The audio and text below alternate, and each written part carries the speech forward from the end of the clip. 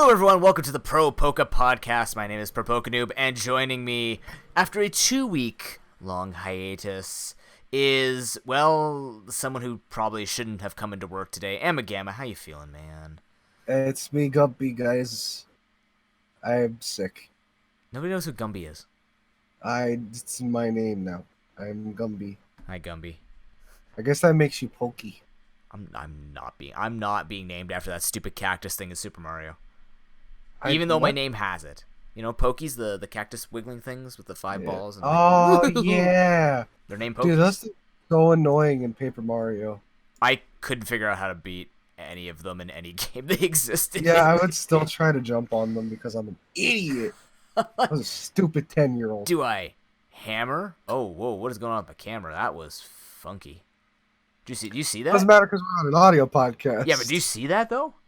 I didn't see the issue. You don't see my camera freaking out? I was looking away. You're over here. Oh, I'm going to freak out in a second. Why? Oh, yeah, because the announcement was going to Squash. Oh, yeah, that announcement that I still don't even know about. Yep, it's only me. I'm the only person who knows about this announcement. He's keeping it from me. Or these announcements.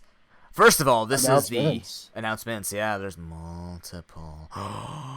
I'm using this basically as a news hub now. News hub and literally just posting random conversations that you would never see in any other Discord because people don't look at it.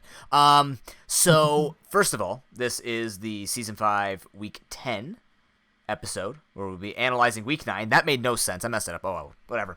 But this is okay. We had a weird break. It's true. So. Yeah, this is the Week 9 analysis episode. We'll be talking about Week 9. There's really actually not much to talk about, which is probably why I called it Week 10. We're just going to look forward to Week 10 and talk about all the exciting stuff that's going to be at the end of the season.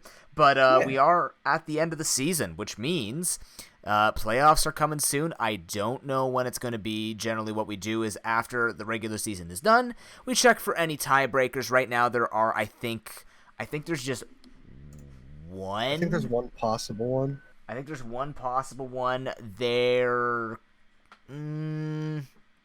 Yeah, I think there's actually only one situation that could bring us to a tiebreaker. Actually? Maybe two? Well, no, because the only tiebreakers you need to play for is 1st, 2nd, and 6th. Those are the only ones that matter. So, in the event that Ice Cold and I Am Groot tie... Actually, no, that wouldn't matter because... Ooh... Oh, that wouldn't even be a tiebreaker because they're both 16 points, and then, yeah. No, there should only be one, and that's for 6th seed. That should be the only tiebreaker they need to worry about. But either way, wow, what is going on with with my camera? It's pixelation for me. What the? That's so bizarre. Oh, don't you start breaking on me too, man. Right in time for charity. Trying to autofocus is what it's doing. But there's nothing different about the lighting.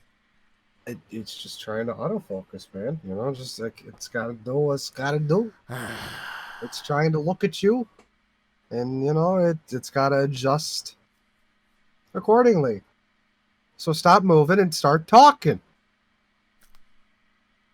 He's been flailing his arms this whole time. As a result, we will be talking about playoffs after next week's battles, and then what's wrong, Gamma? You said stop moving, so I just stopped moving. I don't know. It's getting a little weird. In terms of the 6th, they'll be announced on the day of next week. Please put your arms down. Okay. And then we will be finding out the dates for when people are free for the eliminations if we don't have to worry about any tiebreakers. And then I will also be announcing, if there are no tiebreakers, I will be announcing the winners or the winner of the fantasy draft that people did at the very beginning of this season. Is it me? It's me, isn't it? I don't know. There's 6 of you, and I don't know who's. This is the weirdest. This is gonna be the weirdest thing to guess because there's only 8 coaches that came out of this cage match, so I'm gonna have to adjust everything. So somebody called someone last place. I'm like, but are they actually last place? How do I identify this? I may have had some people up in the top 4 that aren't here anymore, so... Yeah, there you go. It's gonna be an absolute mess with who actually... It could be and the winner who guessed 1 right. You should do it like bingo. Just a free space. Everybody gets a one. Well, then what's the point? What does that add to anybody's chances of winning the fantasy draft? I don't know. Extra point. But then they all get the extra point because they all... Exactly. Right. Anyways, this is why I don't run it. Uh-huh. This is why I don't run this stuff. This is. You know what? You're an idea. You're the doer. You're not the idea guy. I'm the idea guy. You're the doer. Thanks. No, that's not a big deal. That's teamwork. No, it's a compliment. It is a compliment, especially when you're trying to be the idea guy, and you should just stop being the idea guy. Regardless, it'll be announced at the end of next week. At the end of week 10 next week, if there are no tiebreakers, and I'll calculate it on stream, or I'll calculate stuff in advance and just see like who's in the running, and we'll go from there. Mm-hmm. Also, with the announcement of the playoffs, we're also going to be announcing Extra Life 2019 has started up as of September 28th, 2019, because I'm sure this is going to be released way after that, considering I'm going to have no time to talk about any of this stuff or edit any of this stuff until all the charity stuff's out of the way. But we are in Extra Life season from September to December. We'll be raising money for Sick Kids Hospital in Toronto, Canada. We raise money for the kids as part of Extra Life, which is a charity that works with Children's Miracle Network hospitals or foundations, and we play games. We have a lot of collaborations here. One of them actually being AmaGamma on October 6th. Do I have to get the dress again? No, but you may have to shave your face. Damn it! And you agreed to it. I did. And you're doing it live. Yep. One of many milestone incentives that you guys could donate towards to watch. It's mostly literally just leading to more suffering. So if you like seeing that from myself and random strangers who you may or may not know from online, do it. Just donate. It's easy. There's many things you guys could donate towards as well to influence the content that you are watching. And that's going to be the biggest change this year for Extra Life on top of just these pre-marathon events. There's literally no downside to donating, guys. It helps out a great cause. Yep. Helps out kids. We did it before. I don't think I was part of Extra Life. I think I was part of the Superpower 4K, I think it was. Superpower 5K. But you were part of 5K. Extra Life because you did the game show. Oh, yeah, I did. Are you doing that I again this remember year? the game show. If I can get some time in between full-time work and full-time school. It's a Saturday. I'd It's a love Sunday to. afternoon. Come on, man. What are you doing Sunday afternoon? I can do it. There you go. You're in. Okay. Good. I'm just gonna start planning on this podcast while getting everything else done. I'm sorry. No, that's a good thing. It I'm saves a me very time. needed man. I have very important things to do. Do I look like Wilson with this mic being so high up? Like Wilson from Home Improvement? Oh my god, you do. You just need a hat. Get a fisherman's hat. Like one of those I left my ProPokePodcast snapback upstairs. Or ProPokePodcast No. snapback upstairs. Now you're gonna have to buy another. Buy my Speaking merch. of which, you guys should buy the hat. It's a good hat. It's very comfortable. I have mine right it's a here. good Hold on. hat.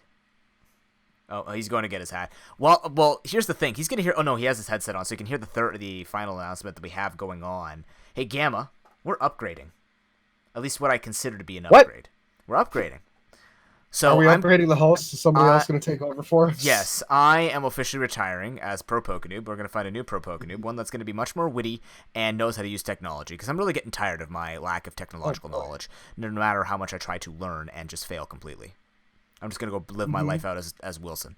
But we are going to be doing, because people might be thinking, or may not be thinking, but I'm going to make you think, well, what happens when Pro Pokeball is off-season? I wonder.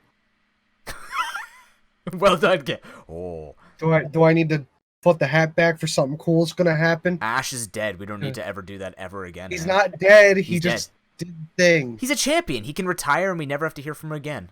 Amen. I just think of that one comic that it's just Ash gets the trophy, and then he just is like, the curse is lifted, and then he just fucking... It just slips away.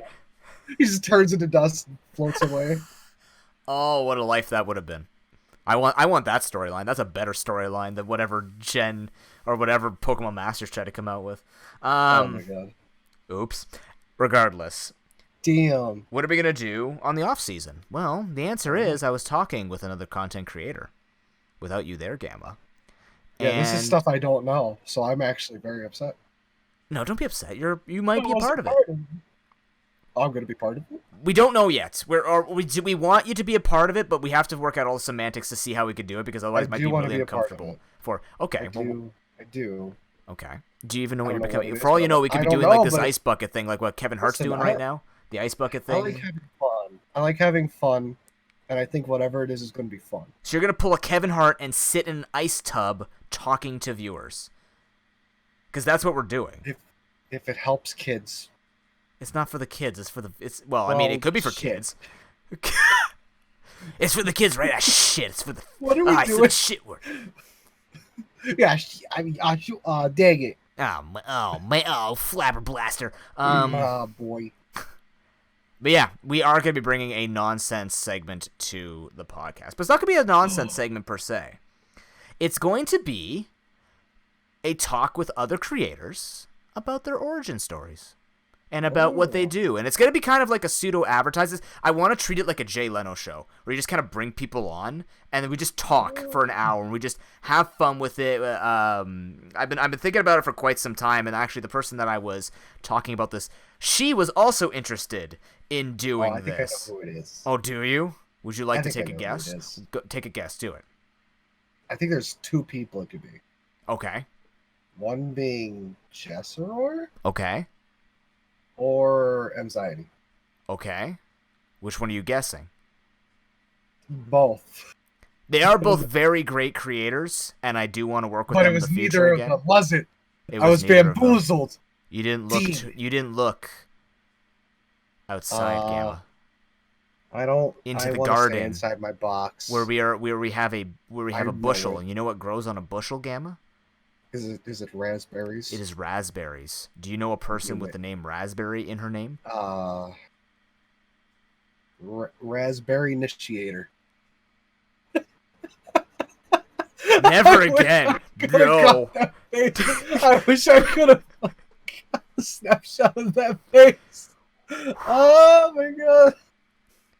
Look, man, I've had a rough week. I've had a rough month. The Boy, last thing howdy, my stomach and heart needed was that.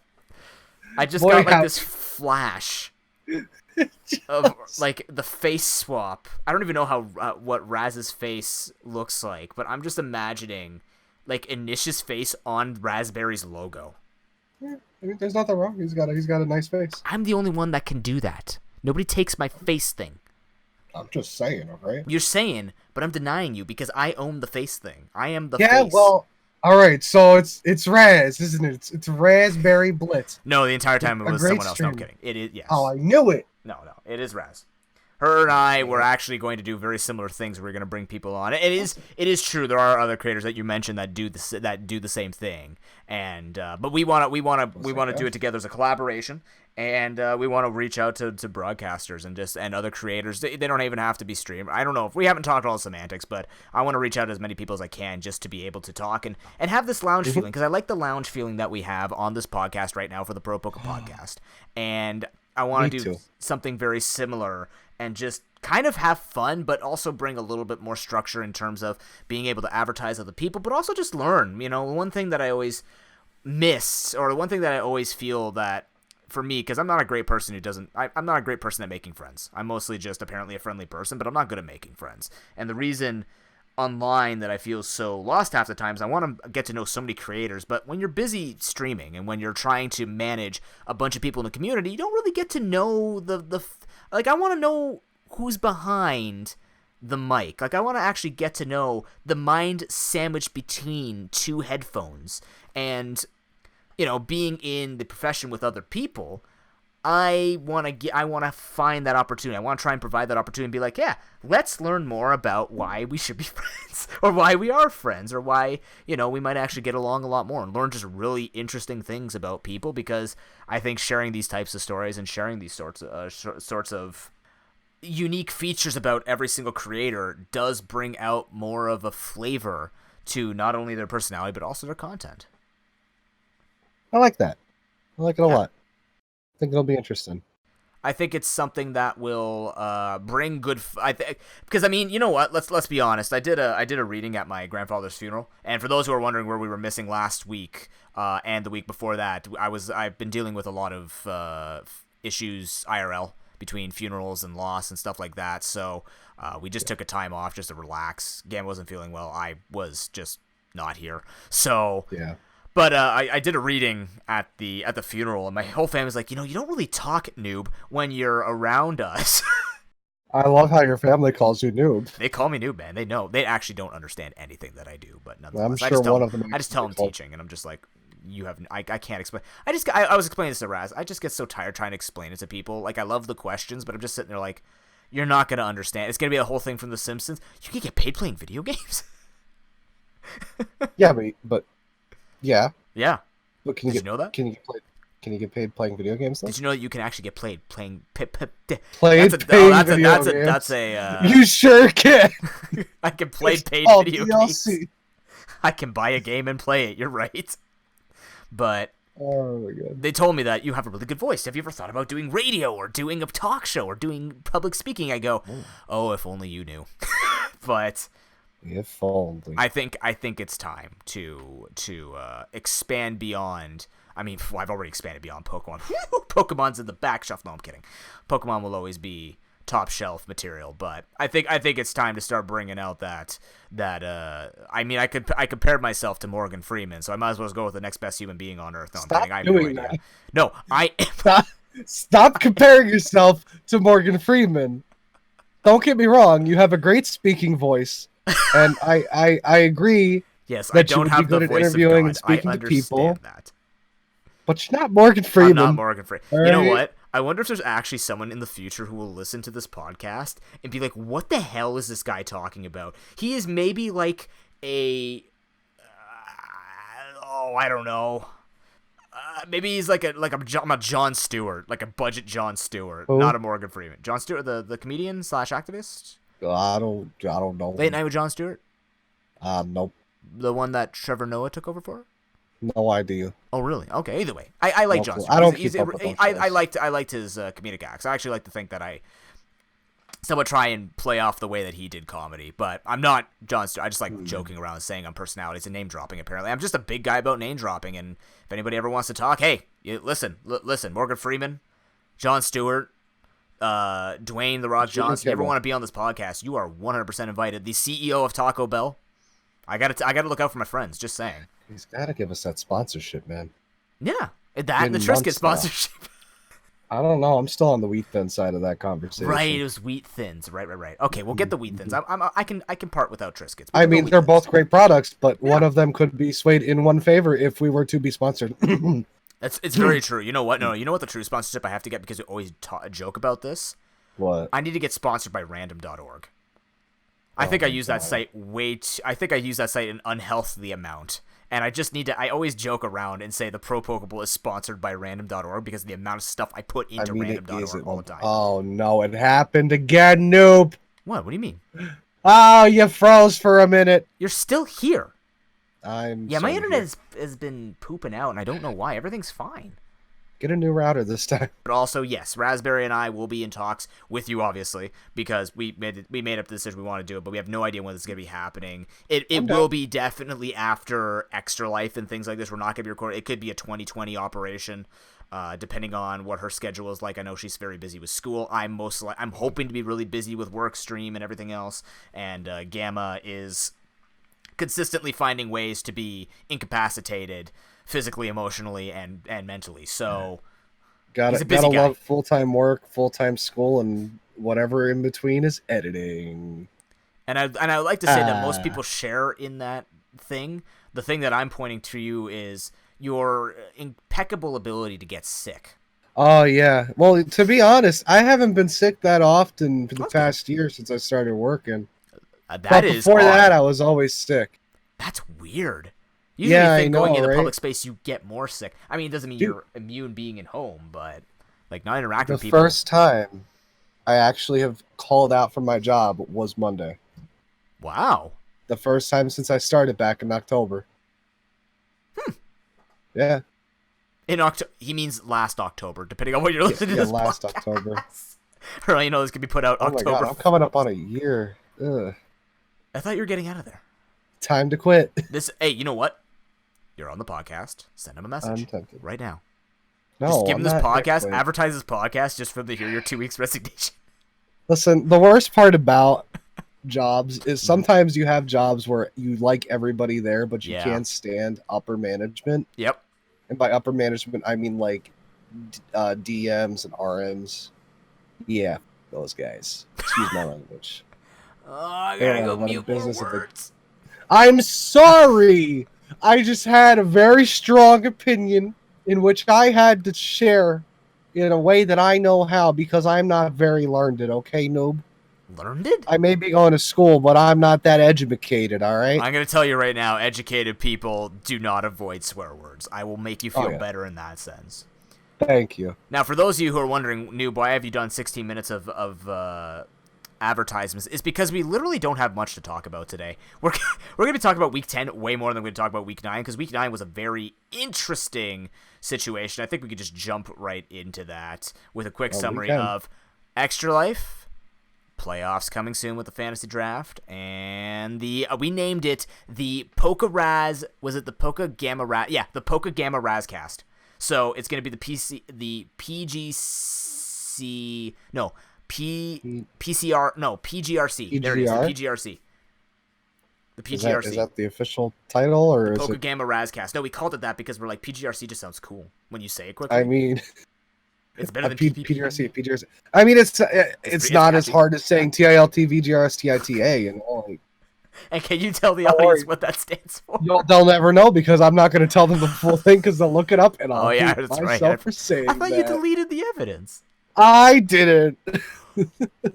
So is that the official name? It's not going to be like when we have Gotcha, where we called it. I think what did we call it at first? Well, it's gonna be. See, here's the thing: we don't know what we're gonna do with it because obviously I don't want to just put it on my channel. It's gonna be Raz and my and your baby, so it's gonna be like World Leader, but a project, and not Raz involved. Now Raz is involved as like a third parent of this project. So I don't know exactly if we're gonna create something separate that we post. So it might not even be a segment. I would like to post it as part of the ProPokePodcast, but I don't want to restrict it just to my podcast because I don't think that's fair. I think if Raz was going to do this as well, obviously we should be, like, she should be putting out the content under her name as much as we're putting it out under our name, so...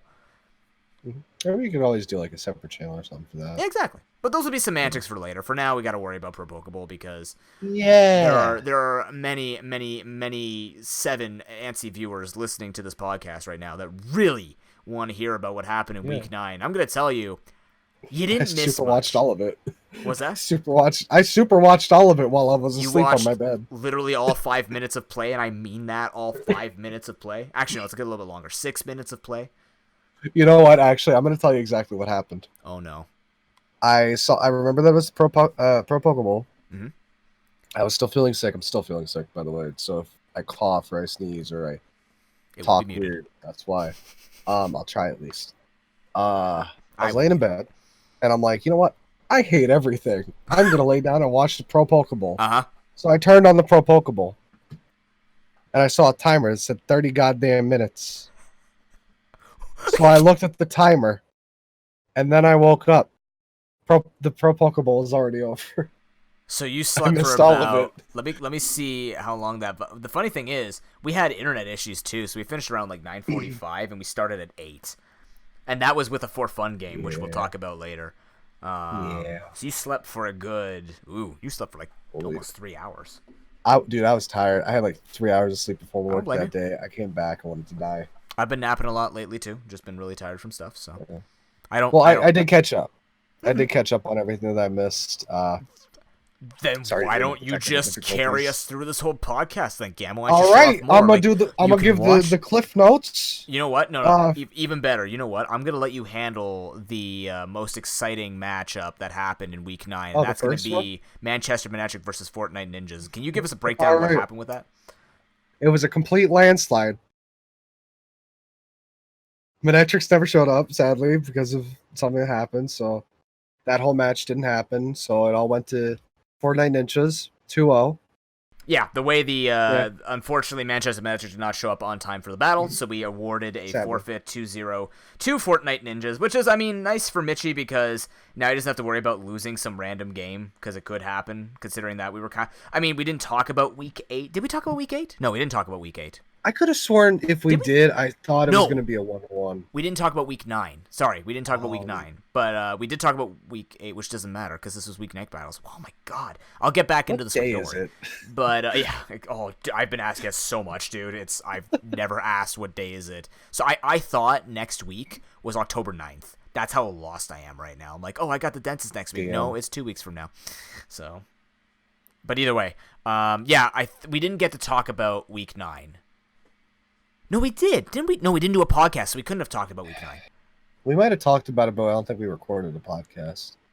We did skip a week because issues in real life. Yeah. We skipped. That's why I don't think we actually did a formal analysis on this podcast. But either way, it would have been an interesting thing because it would have been a good time for Ivan to start showing up in his last 2 games. He needs to show us what his playoffs performance is going to be basically looking like, and he's going to have that. He was going to have that final option, not to discredit Anish, which is his last opponent coming up in week 10 here, but we needed to see what it was going to look like against the Fortnite Ninjas because potentially he could be a semifinalist that might be chosen if Fortnite stays in first place or if Traverse City Thunderous hands off Manchester Metric to him. So we wanted to kind of see what would be the capabilities. We generally say when this type of matchup happens, mentally, Mitchie always wins out against Ivan. I'm pretty sure the track record against him is like he's, if not, Mitchie is flawless against Ivan in every single season he's played.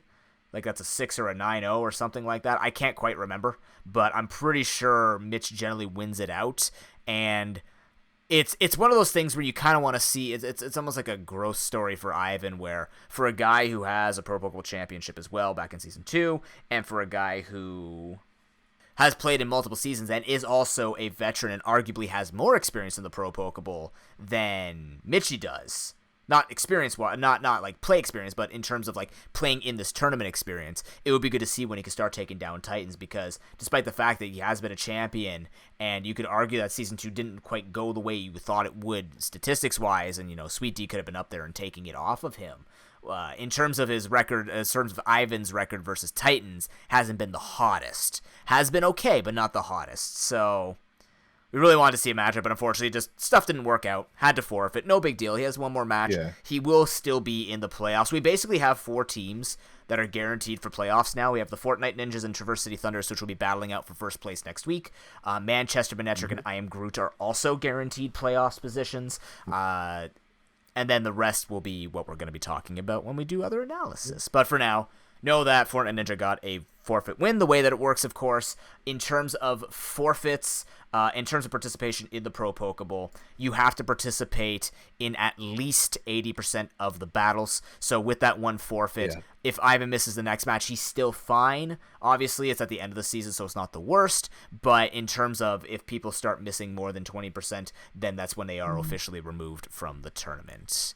Mostly it's just there to make sure people show up and we have something to watch and think about and keep it a competition, a lively competition. It's the cleanest way to keep the content flowing. That is the reason that the rule was put in. It was a great suggestion by the community to also put that in, but also it just made the most sense because it sucks to have to drop like that, but at the same time people's lives get wild and not everybody likes to talk and mention that, and that's a problem. So exactly, communication is great. It's nobody's business. Stuff happens. Of course. And let's talk about stuff happening. We got the second match. The first match that actually happened. Traverse City Thunders versus Ice Cold. Gamma, keep your head together. You're fine. Don't get tilted. Don't get tilted. You're not the one who has to feel tilted right now, okay? I don't. It was a bit of a shell shock for Anish in Week 9, going up against Shark King. Traverse City Thunders 2-0, and that's Shark King over Anish. It was, to put it lightly, and I mean this with all due respect, it was a slaughter. It was a very difficult week for Initiator. Mm-hmm. I would imagine both just as somebody who is looking towards playoffs, but also just somebody who kind of wanted to show off this team he's been building nonstop. I mean, now he's got, 5 new Pokemon on his team? I got to take he's been doing great builds with what he could get. But the issue is Shark King's starting to pick up a lot more stuff, too. He got that Feeny last week. Yeah. So he's already starting to build up his playoffs arsenal. And we'll talk about playoffs meta next week, because that's going to be an entire episode on its own. We just got to talk about what's going to be happening once we see the 6. But yeah, essentially, to the TLDR that I can give is Inish had a plan, but the plan was for something extremely specific and unidentifiable. Arguably, in my opinion, there were a lot of different strategies. I think the one that's going to make most people scratch their head is the setup sweep Comfey, the newest addition to his team, but being used as... Is there something on my face? Oh my god. Please, no spider, right? It's a centipede! Gamma, don't even joke about that. I will puke. Oh, don't worry. That's happened to me. It's terrifying. Yeah, I don't want that to happen to me, okay? I already have bugs all over me and crawling everywhere, all right? I hunted a spider at 6:30 in the morning because we're going to crawl into our bed sheets in the closet, all right? Is that what you wanted to hear? Exterminator.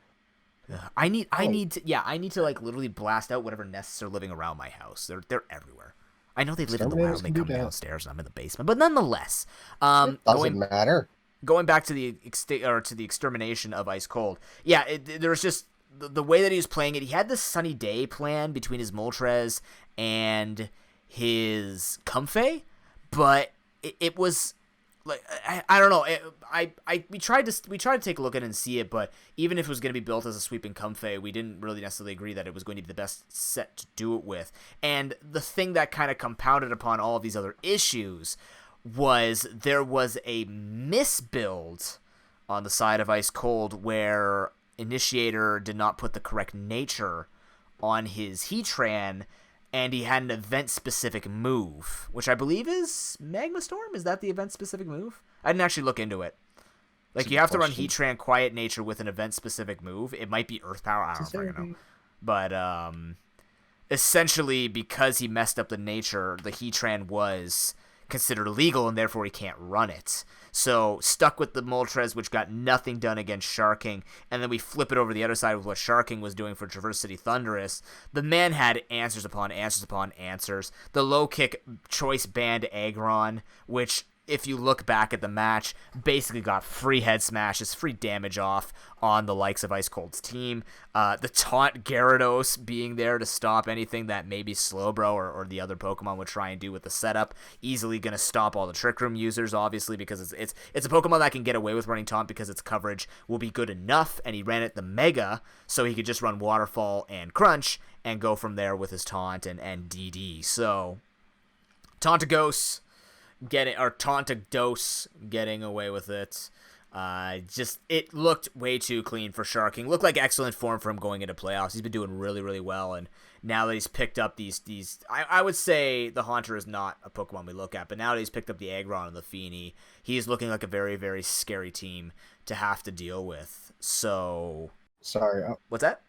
I was doing some research while you were talking. Yeah. Magma Storm, I think you can still learn it from the move remember in Sun and Moon. So, but what's the event specific move that requires Quiet Nature then? That's a good question. Let's find. I'm scrolling down, seeing what natures are. I think it just earns Earth Power. Let me take a look at this thing. It might be Eruption. Yeah, it's gotta be Eruption. Because Flash Cannon, Lava Plume, and Roar, there's no way those are event-specific moves. I think Eruption, Heatran makes the most sense. Yep, it's Eruption. It's Eruption? There you go. So It was a Choice Specs Eruption set, which admittedly would have given him a lot of damage. I don't know how much that would have changed, but it would have been a heck of a lot more useful than the Moltres, arguably, because... Again, the Moltres is also running Heat Rock. It wasn't even running Gracium Z for the Solar Beam. He was heavily relying on getting this Sun team going, and... We saw this with Golden State Greninjas when they were trying to counter the Alolan Ninetales and just stop the chip damage and kind of play the Weather War. In that particular situation, it made sense for World Leader. In this particular situation, I really don't know. There were some good builds, and then there were just some questionable plays and questionable team constructions that just made it hard. It feels like just kind of that off week for a niche. Mm-hmm. Yeah, I can agree with that. He needs to reset. Now, the only scary thing is because it was such a tough off week, we're not just talking about, Sharking outplayed him and Anish put up a decent fight. This is a mentally exhausting match to go or series to go back and look at, especially if you go into the playoffs and you think to yourself, oh man, like I took 0 points and I've got 1 match left, and then now I know the results between Golden State Greninjas and Lunar Cresselias, and now you gotta start thinking like, oh geez, did this display not even make me look strong enough going into the playoffs? Like, you don't want people discrediting you when you're going into the playoffs, no matter if you lost to one of the most favored teams in the tournament or not. Like, this is a confidence killer, and he needs to bring that back. So there's honestly not much to look at. It's just mostly that Anish got incredibly outplayed, didn't bring the right team on the day. Sharking brought everything he needed to bring on the day and more, and showed that he is ready to basically play. Like, you can already tell. I think Sharking and Mitchie, for being so good in the tournament, you can basically tell what they're going to be doing. You know how you can look at their team and go, it's so well constructed, but you can see what they're going to be aiming for and how they can build it. I will say that Sharking brings more variety in the sets, but mainly because his team can get away with it. Mitchie doesn't need to bring variety. Mitchie's team is working as well as it can. It just depends on the Pokemon he's bringing and how he plays it out. You know, the difference in his movesets aren't really going to matter because he's bringing the right moves every single time. And in standard play, which is incredibly important in playoffs, even though it will be a little bit easier now because you get to build in semis instead of just having to build in quarters and guess who's coming up. It's going to favor them more, and to see that is good because if you can pick up on what's happening, then yeah, you can predict and you're good to go. But at the same time, you got to be able to play against it. And this week, Initiator did not show what he can do if he faces Traverse City Thunders in the playoffs. Well, I'm going to throw in one more nugget of information on that on the Heatran. Yes. It is locked to a quiet nature. Uh-huh. It has Eruption. Eruption is the only move that's special to that specific event. Uh-huh. Turns out that event is from Pokemon Ranger Guardian Signs. Yeah, I know, right? The second Pokemon Ranger, not even the first one. Yeah, I know, right? It's weird. That is little nugget of information for you guys. That is a gold nugget, my friend. That is a big nugget. That's 10K. Mm-hmm. Not bad. That's 10K worth of value. String of pearls, yeah. Ooh. Ain't shoal salt, that's for sure. Cool. Well, there you go, Anish. Maybe you're destined to be a Pokemon Ranger champion. I don't know. I mean, just make a Pokemon Ranger team, with all the Pokemon Ranger. I thought you just caught Pokemon. I didn't know you made a team. Or do you make a team? Do you use like attacks from Pokemon? Okay. So you don't catch Pokemon necessarily. You wrangle them. You befriend them. You wrangle and then they do cool stuff to your Pokemon Beyblade. You wrangle them. And then you roll around the other Pokemon and use special stuff. I'm gonna go hog tie a Heatran real quick, BRB. I mean, that's basically what the game is. you use your Beyblade to Pokemon Rodeo. Hog tie Pokemon. Pokemon Ranger. No. This is Pokemon Wild Wild West. Man, they need another Pokemon Ranger. It's been forever. We need another Pokemon Mystery Dungeon, but that's besides the point on this podcast. We have one more series to talk about. We need a good Pokemon Mystery Dungeon. Oh, nice. You take that back. Explorers of Sky was good. Blue was good. I mean recently. Have you played Super Mystery Dungeon? I liked Super Mystery Dungeon. I liked it. It was good. What did you not like about Super Mystery Dungeon? Okay, put the discussion on hold. What don't you like about Super Mystery Dungeon? I mean, I respect your opinion, but what was wrong with it? They changed up a lot of things, and I get it with the recruitment process where you did like that star sign thing to match them, and that's how you made friends. But I think the game played well enough. I don't know. I still like Explorers of the Sky the best now that I've played Explorers of the Sky. I also play it randomly, so it's biased, but Okay, Super Mystery Dungeon is better than frickin' Gates to Infinity. Okay, but that's I hear that Gates sucks, and that whole DS section just kind of blew. That was a 3DS, sir. Gates to Infinity? Sorry, 3DS blew. DS was fine because that was Explorers of the Sky. Yeah, Super Mystery Dungeon is a 3DS game, sir. Okay, don't get me wrong. Mystery Dungeon on the DS was great. GBA, not really. It was basic, but I mean, it was a good start. Ox is very wrong when it comes to Pokemon Blue Mystery Dungeon. You can't just call her out on my podcast. Okay, you can. Oh, I'll call her out. Go ahead. Yep, no, she's wrong. She thinks it's a good game, and I'm like, nah. You got to play the better version because it's got 2 screens. That makes it better. Well, it's not Obviously. even that. Explorers of Sky took everything that's good in Pokemon Mystery Dungeon Red and Blue and just added more. Oh yeah, so far I'm liking Explorers of Sky. It's probably the best one I've played so far. Still need to finish it though. Where were we? I'm sorry. I went into my Pokemon Mystery Dungeon. We were going to talk about the final series that happened. Oh, you mean that final series that happened? Well, literally, it is the final series because it was Golden State Greninjas versus Lunar Cresselias, World Leader's last regular season match. Bows out in Week 9. Not bows out of the tournament yet, but he doesn't have a match, right? He does not have a final match in Week 10. Yeah. So he is just watching for the bleachers, and unfortunately, with the results of this week, it's going to sting for a long time, and it's going to be a story that's going to be brought up quite a bit. I'm just going to say it. Game 2 was a timeout for World Leader. He ran out of time. I think we've only seen this once before in Pro Pokemon. I think it was Ivan who did it. I'm not quite sure. And it was like, not, I don't want to say purposeful as in they're trying to waste time on purpose, but in terms of it was a deliberate use of time to try and come up with a strategy, and the time ran out. So Game 1 did go to World Leader. It was a super back and forth match. It was actually a really, really awesome series. Very evenly matched. It was back and forth. Yeah, it was basically the Venusaur Aerodactyl versus the Pidgeot show. It was whoever got the damage down and could get the sweepers gone. It was Pidgeot Tyrantrum versus Aerodactyl versus Venusaur. So whoever got the advantage in that realm basically won the series. But the thing was, it wasn't just a blowout because both of them had answers to tank up the hits. The switches were great. They were all doing, like, both of them were playing phenomenally. And it's kind of a shame to see that Game 2 fell to it fell to Showdown itself. How could they do this to my boy? My poor boy slaughtered. He gets his lack of time management from me, Gamma. I'm sorry. He took the wrong genes from me. He should have wore Levi's. Anyways. He tripped on the stairs and just kept falling. Okay, I don't do that often, all right? Only twice in my life, and one was sleepwalking. Don't call me out on it.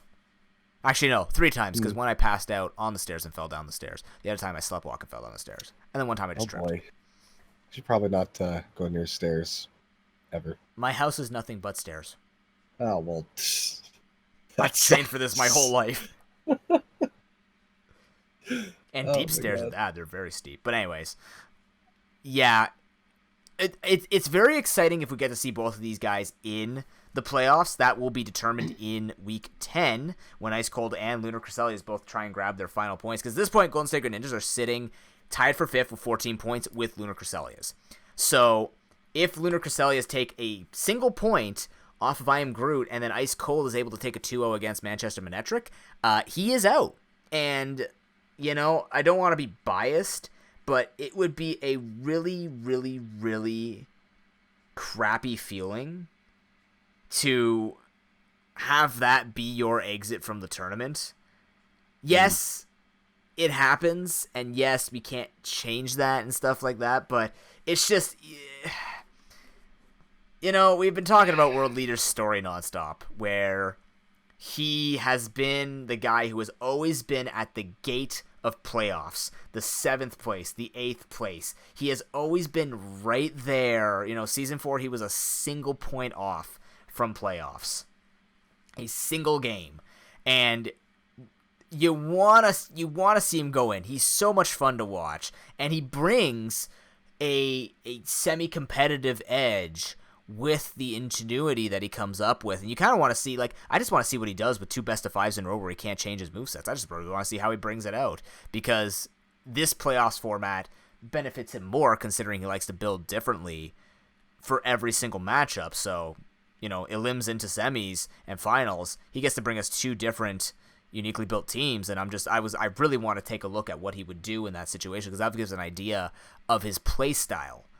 But with this unfortunate happening, we got to look at what's going on, because, I mean, we're not ignoring talking about Lunar Cresselias. Lunar Cresselias played out just as well as Golden State Greninjas. The Pidgeot was very well pinned. We thought about when I was theorizing on stream, The Sylveon came to mind. Using the wish passing was extremely important. Seismitoad became very important to be that physical wall against the likes of the Aerodactyl. Try and stop that, but then when the Venusaur comes in, you have the Pidgeot. So that's why I gave the very, very slight edge to Lunar Cresselia's, because I figured the walls on the side of Golden State Greninjas can only take so many hits. So if Tyler Poke played it out well enough, continuously rotated with the likes of the Jirachi, the Incineroar, the Pidgeot, because they're all U-turners, doesn't worry about Volt Switch, he can eventually get the damage that sticks because of the lack of reliable recovery, and he can take the edge. But at the same time, once he loses the Tyrantrum or the Pidgeot, World Leader found excellent ways to send his Pokemon at the right time, tank up the hits, and he won out on that. So very much almost like a 51-49% kind of situation with which way it could have gone. It was an absolute pleasure to watch, and I hope to see it again in the playoffs if they meet each other. I just want to see what happens. There's not much you can do at this point. It's either you're already there or you're literally on the cusp, and I don't know. It's dangerous on that cusp. Well, of course, yeah. My boy. Yeah. Pour one out for your son. Your prodigal son. Don't. Oh God, no more Sprite on the keyboard. Don't do it. It's not Sprite, it's water. I see that bottle of Coke. Don't you go grabbing random bottles of Coke now. Are you gonna whack the camera with it? Mm-hmm. Now he's doing some lightsaber thing. Zoom, zoom, sugar. I'm just sugar. picturing that. That one scene from Cat in the Hat where he walks up behind somebody with a baseball bat. I never watched Cat in the Hat. I watched The Grinch. I watched Lorax. Bat. I don't need to see it right now. I'm doing something you need to see important. it right now. I'm doing something important. This is not. This is not. Nope, Alberto Del Rey or whatever his name is running over Del Santa Claus. Rio. I was right. It was Del Rio. And it is important. This is not important. There you go. That's a scene from this Cat in the stupid Hat. kid. Okay, I condone this in every way.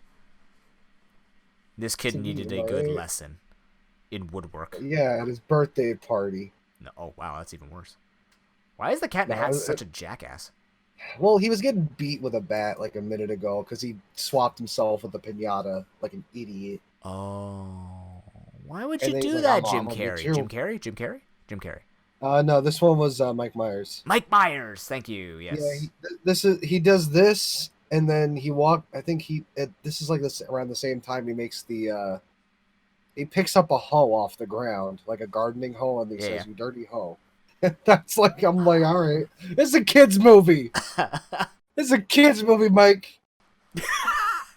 Nobody gave me the message like, "Hey, Mike, the 18 plus Cat in the Hat's down the hall," but I guess we can keep it. You're pretty cool. I mean, there was that one point where he cuts off his tail too. Oh my God, why? Yeah, because he was doing like a cooking thing where he's chopping some stuff up, and then he's got his tail, and then they show it, and I'm like, oh, it's not a kids movie. I don't think that's a kids movie. Where were we?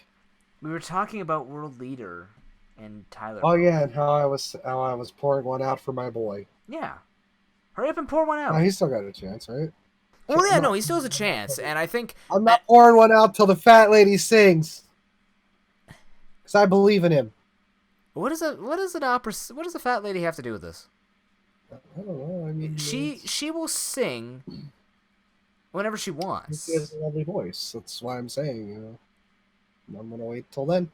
Did you ever grow up when your parents would teach you like opera, like if you saw like a big opera singer? This is the way my parents taught me opera singers. I've never seen an opera. Really? Not once. Nope. I've never seen one either, to be honest with you. What was There was one like run-in I had with opera, but I think it was a Courage the Cowardly Dog episode. Oh yeah, with the Valkyries, and they were all just singing opera the whole episode. Oh yeah, I remember that. Yeah, yeah, that's the only run-in I had with it. Wow, I'm very uncultured. I'm very uncultured. On a scale of 1 to somewhat cultured. Nah. You're fine. Anyways, yeah, both these coaches can still make it into playoffs, and we just have to wait and see for next week because World Leader cannot control his fate anymore. Very similar to what happened with Coma. The fate is in the hands, except now at least World Leader's in a slightly better position. But we would have to But here's the thing: you have to have a double upset. What's with the face? I'm just thinking. Oh no. Hard. Okay. Oh, he's thinking about Week 10 matchups. Do. Awesome. Maybe I am, or maybe I'm thinking of something else. Are you thinking of show me your moveset? Maybe. Oh. What the hell just happened? Anyways, Gamma, we're running out of time here to do show me your moveset. The score is currently 25 to 23 and a half, I think. Something like that. So, oh man, I forgot to mute my phone. Don't worry, I've done worse. Oh, well, okay. Anyways, I don't know what that means, but I'm gonna go to my moveset here. Gamma, I'm gonna go first. I'm gonna be the better man here, and I'm gonna go first. You didn't say that you wanted to go first, so I'm just gonna do it for you. Maybe I wanted to. Okay, go first then. I don't want to. So go first now. You're frozen again. No, I didn't. There we go. Okay. Nobody on the podcast understands why you keep saying I'm frozen. Just because I live in Canada doesn't mean I'm always cold. Because he stops moving and talking, and I freak out. Did I stop talking? Yes. Did you hear me stop talking? Yes. How do you hear silence? Because it cuts out halfway through a word. Not on the podcast. People just think you're not paying attention. Yeah, I feel like it at this point. Mm-hmm. Just pick a tier. I don't know. Go. Pick a tier. Any tier. Go. It's like a cootie catcher. Just go. Okay, I'm going. Gamma. I'll take my 1 point. Maybe not. You might get this. Okay, so Gamma, I really want to show off both these movesets, but for the purposes of the game, this is a Gen 3 NU Pokemon. What is it now, though? It is a Gen 7 ZU. ZU, if you will. Okay. Now, you remember how to do this, right? Don't just filter and look up stuff. I scrolled down. Okay. The moveset is... Oh, now I'm feeling really stupid about this. Which one do I do? Oh, no. Do the one that you believe in, noob. I'll figure it out either way. Maybe I'll do this one because I just realized the other one might give it away. I don't know. Actually, I don't know. Gamma 1 or 2? Don't ask me this. Flip a coin. I can't answer. I have horrible choice anxiety. Ping! Okay. The moveset is Ice Beam, Thunderbolt, Fire Blast, Fake Tears. Oh? What is that supposed to be? A moveset from Gen 3 NU. What? What the hell is this supposed to be? This is revenge for Dudsparce. Not really. I just found this to be... This was the interesting one I wanted to tell you, and I'm like, maybe this one will trip you up more than the other one, because the other one might give it away. I don't know. What the hell could it be? Oh. I mean, I do know. I'm just maybe this one? Oh my god, I don't know. I was thinking Grumpig for a second. What were the moves again? Ice Beam, Thunderbolt, Fire Blast, Fake Tears. The age of Screech and Fake Tears being meta. What an age that never existed. Actually, there were a couple of meta Pokemon, I think, in Gen 3 and 4 that ran Screech. Hell, man. I'm honestly not sure. I'm going to have to make a guess. Well, you get 2 guesses at the 3-point tier, so... I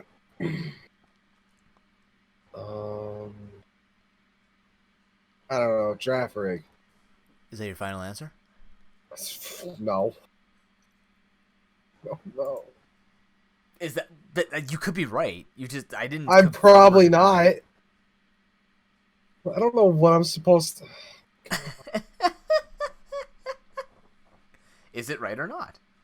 No, it's not. Okay, then don't lock it in. Whatever. Can't tell you how to live your life.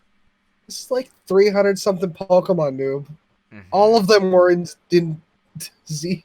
And there were 200 Pokemon that run Rest and Sleep Talk and Return in frickin' All right, I deserved it, okay? I'm not saying I don't deserve it. I'm just saying I hate it.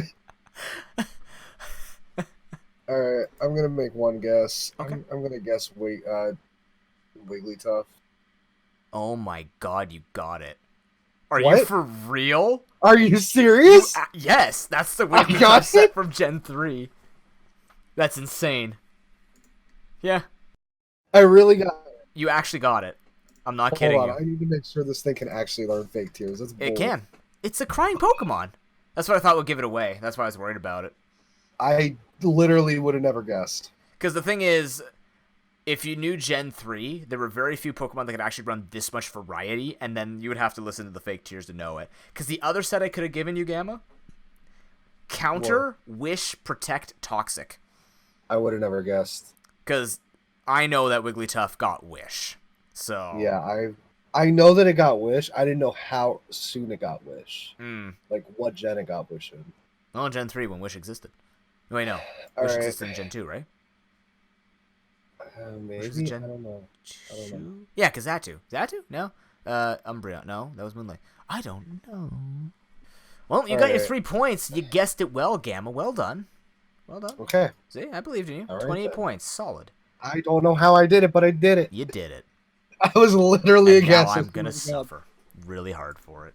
No, I think you can get this. Okay, well, you say that about every single one of them. You can get this. No, I believe in you. Mm-hmm. All right.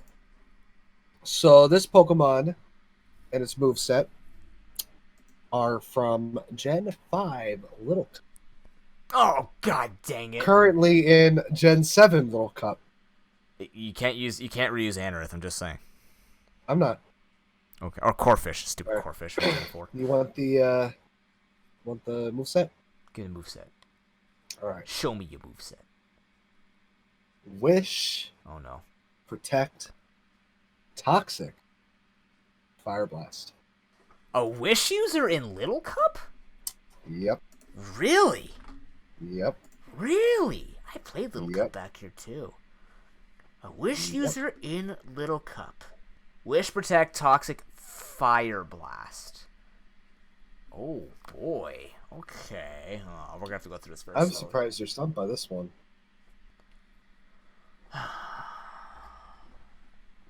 Like, my gut says it's a really bad Pokemon. Was this Pokemon actually used in Little Cup, or was it just a moveset?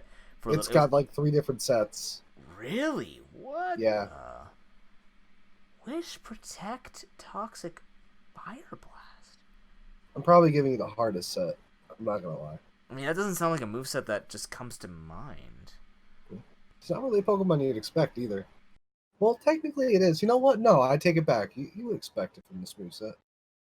At least not it. Maybe one of its later evolution. Wish, Protect, Toxic, Fire Blast. It's Little Cup and not Uber's Little Cup, right? No, it's just Little Cup. Okay. It says LC, so I'm just going off of that. Oh, it could be that Pokemon. Ooh, Maybe it could it be is. that Pokemon too. Oh no. Maybe it is. Because that Maybe it Pokemon is. was used. Maybe it is. Oh, Maybe that it's that does get that Pokemon. move, I believe. Actually, Maybe you know it's what? Now that you mentioned Pokemon. Wish, Protect, Toxic, Fire Blast. Okay, let me just do my rounds. Maybe it's first. that Pokemon, dude. It could be that Maybe Pokemon. it's that one. It could be the other one though. Could be that Pokemon. It could be that one Pokemon. Could be. See, I want to Or guess it this could be one that Pokemon, but I'm pretty sure it wasn't used. It could have been. No, it wouldn't have been. Happiny was never used. Don't you try me. Okay. All right. Is it Snubble? Nope. Really? Damn it. Okay. Really. Wish, Protect, Toxic, Fire Blast. It can't be Happiny. I'm trying to see if all these Pokemon that can use Wish. All right. Yeah. You're not filtering, are you? You're not cheating. You're not a dirty cheater, are you, Nope, dude? I'm not you. Okay. Ow. It's true. I wasn't looking this time, though, I swear. No, I believe you. I was just I believe scrolling. you. Wish, Protect. Oh, does that thing get Wish? Could. It might. You never know. It could. Okay, let me just double check all of these Pokemon here to see if I've gone over everything that could potentially learn Wish off the top of my head while also scrolling. Because they don't, for some reason, Little Cup on Showdown is not organized by name. alphabetically. It's organized by gen. Really? Like, it's organized by its Gen 1, then Gen 2, in their Pokedex order. Not even names. Like, ugh. Well, that's actually stupid. It is. It's very silly. Ba-da, ba, blah, blah. Bop. Ba-da, ba-da, blah, blah. Thank you for singing a Canadian song. I appreciate that. That helps the You're situation so much better. Is that Canadian? Jeopardy? Is Jeopardy Canadian? Alex Trebek is Canadian. I don't know if it's actually a Canadian show, though. You can look that up while I figure this out. I did not know that. Yeah, Alex Trebek is Canadian. Is Jeopardy Canadian? I think it is. Jeopardy I don't actually know. Canadian. Canceled? No. He's born in Canada. Yeah. But it's an American television show. Ah, okay. You're wrong. It wasn't made by Mervish, right? I don't know. Mervin, whatever his name is. I don't know. Okay, I'm gonna. Okay, is it Lickitung? No. Really? Really? Lickitung does get Wish. I'm just telling you right now. Yeah. No, I know it does. Okay. I'm not Lickitung, so... I'm downgrading to 2 point. I don't know. All right. What additional information do you need? I'll let you choose. I can give you one that I think would be fair. Yeah. I can give you a hint to its typing. Oh God.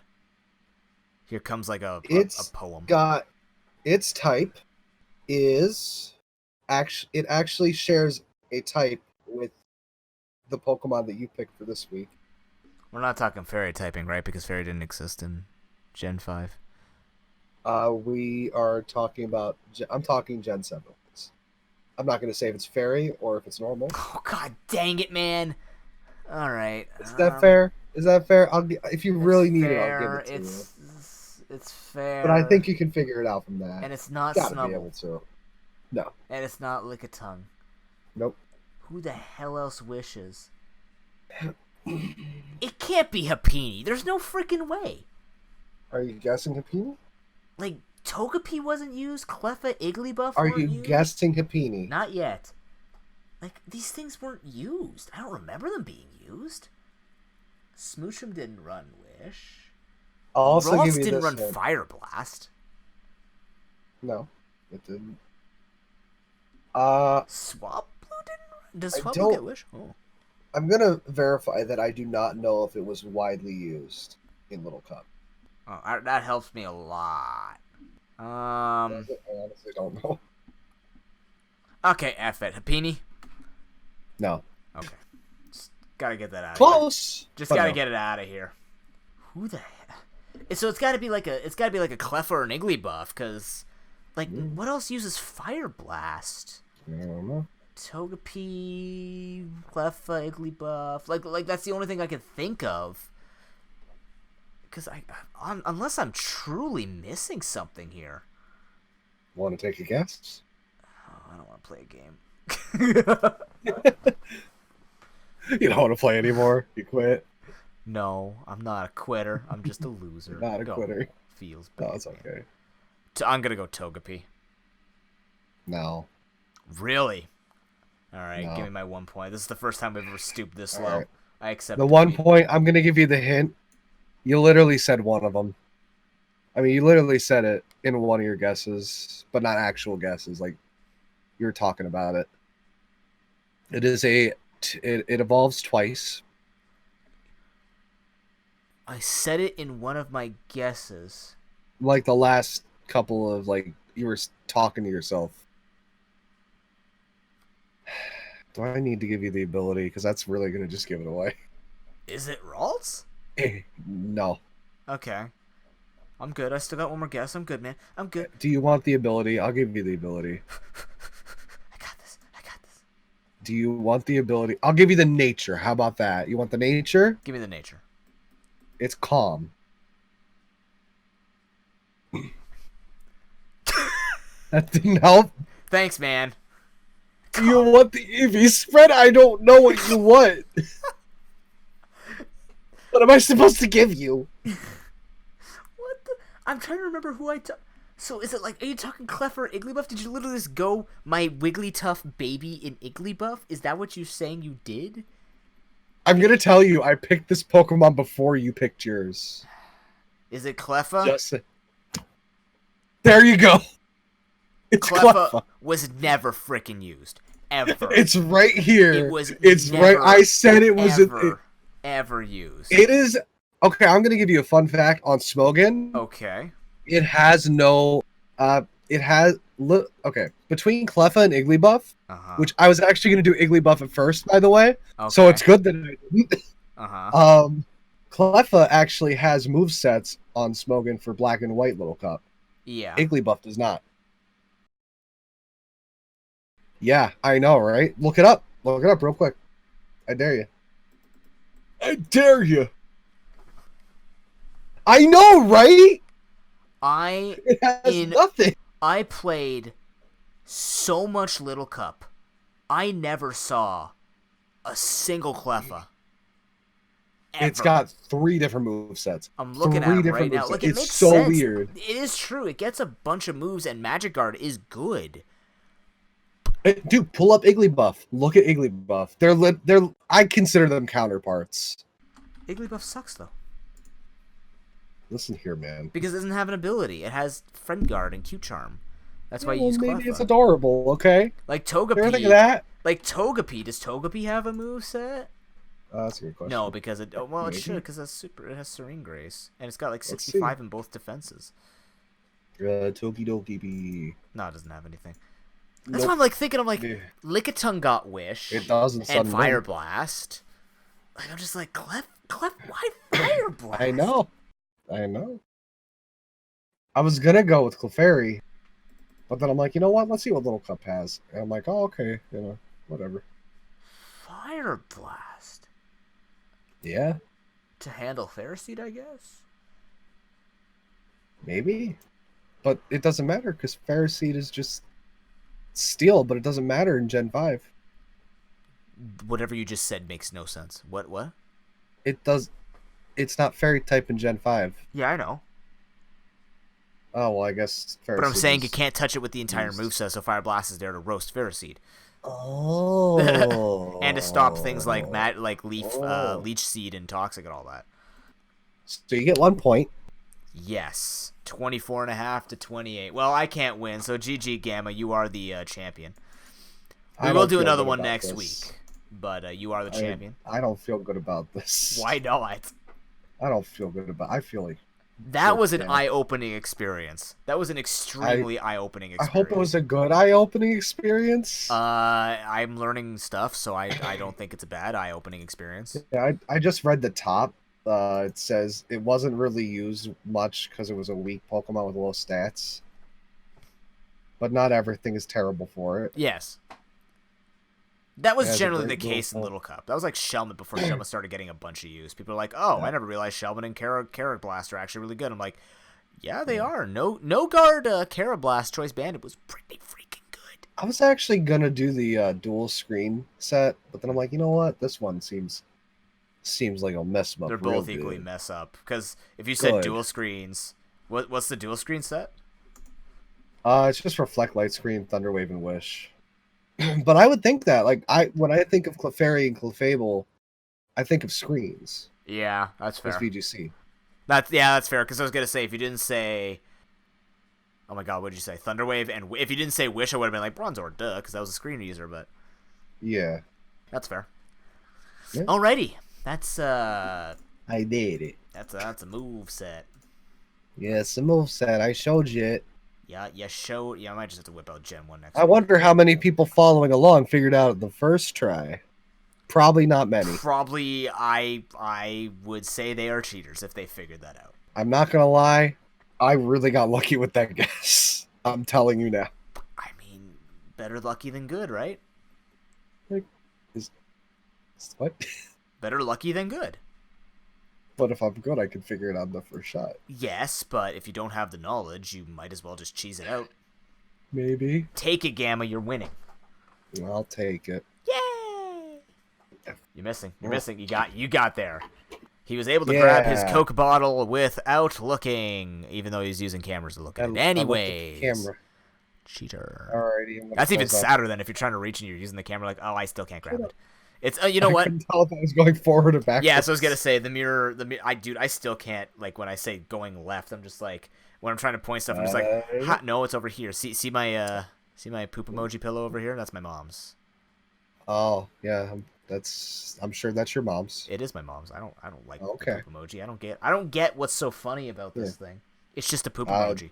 It's poop. It's poop with a face on it. That's weird. You know what? Poop is funny in a lot of cultures. Specifically the Japanese culture, because you see it a lot in anime. Yes, I have heard that tidbit. You see it a lot. Yeah, I have no comment. You ever watch Bubble? There's a guy who has a poop head. His name is Mr. Swirly, and he's buff. Gam, I want to talk about week 10. Okay. I'm just calm you down right there and make sure that everything... Well, we can't get into a conversation about stands again, noob. Is that what this is?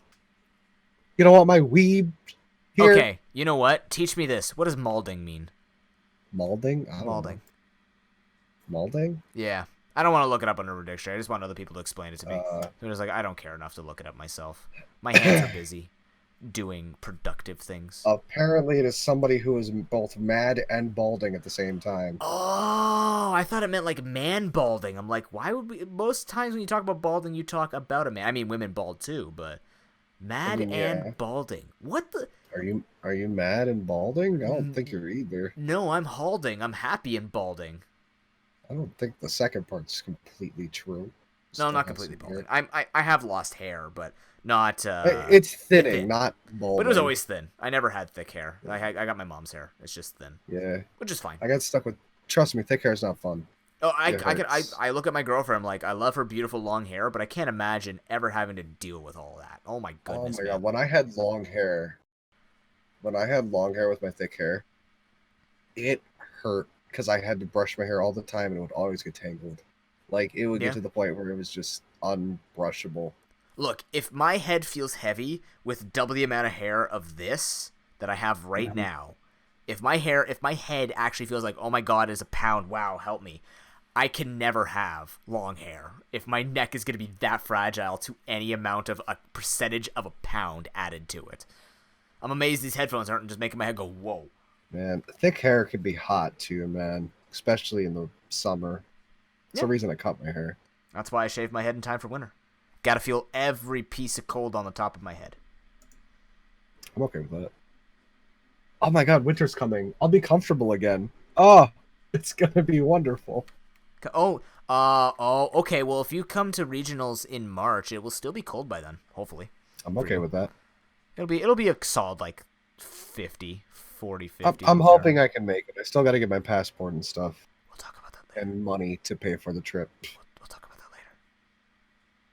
What? We'll talk about that later. Okay. Yeah.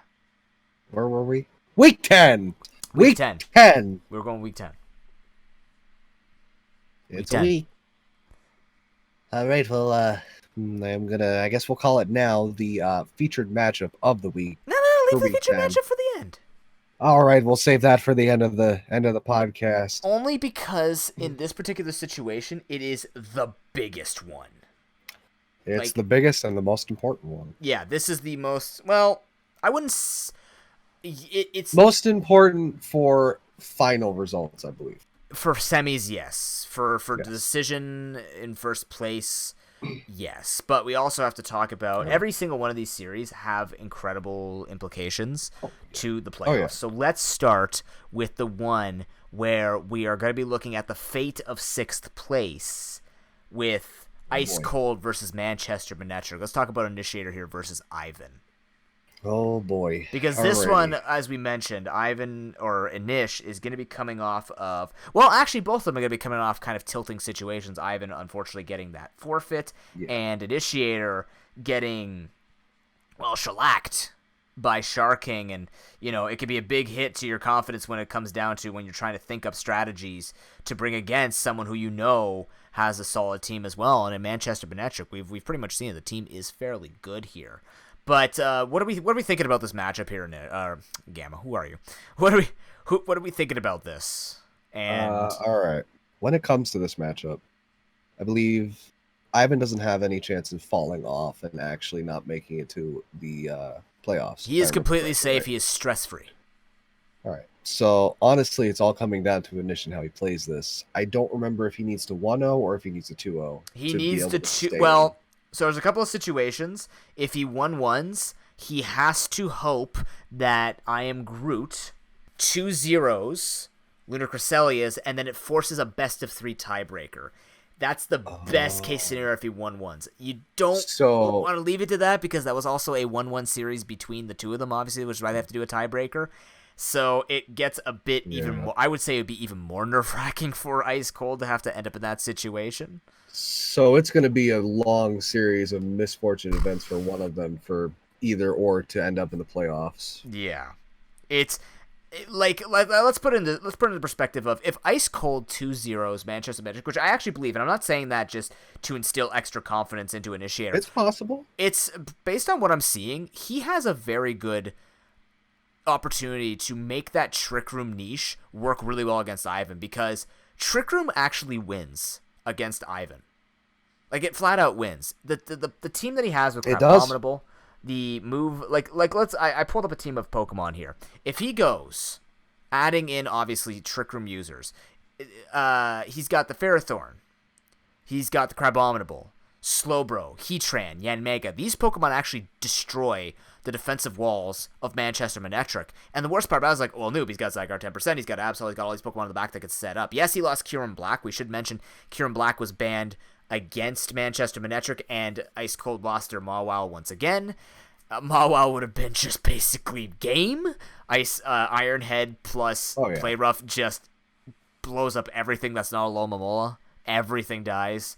But outside of your defensive walls for Manchester Manectric, in the Trick Room, all of his Pokemon get blasted. E-Speed and Sucker Punch will not be enough to stop a Crabominable. Will not be enough to stop a Heatran that might be running Quiet Nature with Eruption. Like there's so many. I think there's a lot of options for Ice Cold to just bring out that team, and if they get Trick Room up, they start winning. I firmly believe this. I could see it. Can you? I feel like it's a possibility. I do believe in Anish because I've seen him play, and I know he's gone the extra mile, especially when it comes to training and looking forward to the matches. Yeah, I've also seen I've seen past matches that Ivan has done. I still think that he's a great competitor, and I feel like he is going to be bringing the heat. And honestly, it all comes down to whether or not Anish can 2-0. Well, let's take a look at the story of Manchester Manectric throughout this entire season. We're going into the last week. 0 trades, 0 1-1s. He has not 1-1'd at all in this tournament. He has either 2-0'd or 0-2'd. So, if this was to be the first time he would receive a 1-1, it would come with incredible cold feet for Ice Cold.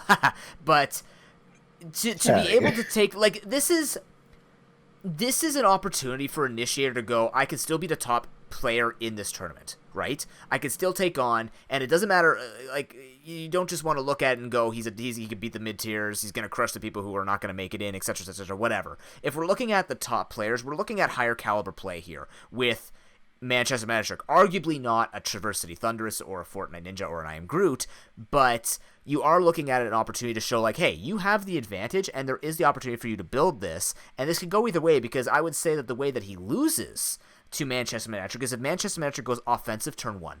Like, literally just starts going offensive. If Absol, Mienshao, or Zygarde 10% start getting going instantly and start beating stuff down and prevent Trick Room from setting up, I didn't actually look if they're at the taunt users, if there are any taunt users, because I think that's something we now have to mention, considering we saw it. Taunt could be like, I think Absol gets taunt. We could see that. I think, does Mienshao get taunt? I don't remember. I think it might. I'm actually going to look this up real quick. Like, here's the thing. You can't run Galvantula with Sticky Web. Sticky Web is your worst opportunity because I think you're already faster. You know the Pokemon that you're going to want to beat down are going to be these slower pokes. If you see something come out like here's the thing. If you see something like Hydreigon come out, you have Mienshao, you can run Scarf, right? If you want to run the Galvantula for the purpose of the speed to be able to go for the Thunder and the Bug Buzz, do it because that will hit a lot of the Pokemon. In fact, I think we've seen Bug is a pretty big deal here for Nish to deal with. That's why the Heatran just suddenly becomes super clutch. Same thing with the Jellicent, but you're not going to run that against Thunder Galvantula. So if you're looking for these Pokemon... It can learn Taunt, Mienshao. Mienshao can learn Taunt. So, if you see it happen, I think this will be something based on the playstyle that you predict for your opponent again, right? Arcanine feels good against Crabominable, and you're going to want these Pokemon that are going to take them down because Stack Attack is not going to want to stand out there against the Crab. You don't want Togekiss out against the Crab. Alomomola will be your best bet. What do you do against the Alomomola? You try and stall it out or use it as Slowbro setup fodder. You use a subset, or you could go into Ferrothorn, could give it a Power Whip for once or give it a knockoff and just try and go from there. There's a lot of play here that you can do to try and make things happen, but... in the end, I think it looks more even on paper, but I just feel like you can tilt it in favor of Ice Cold if he gets his game plan off first. Because Ivan is almost a rock. He just kind of sits there and deals with everything that happens around him, which is okay, but there's a unique opportunity here for a Nish to be like, well, he's not going to budge, so if he doesn't go aggressive...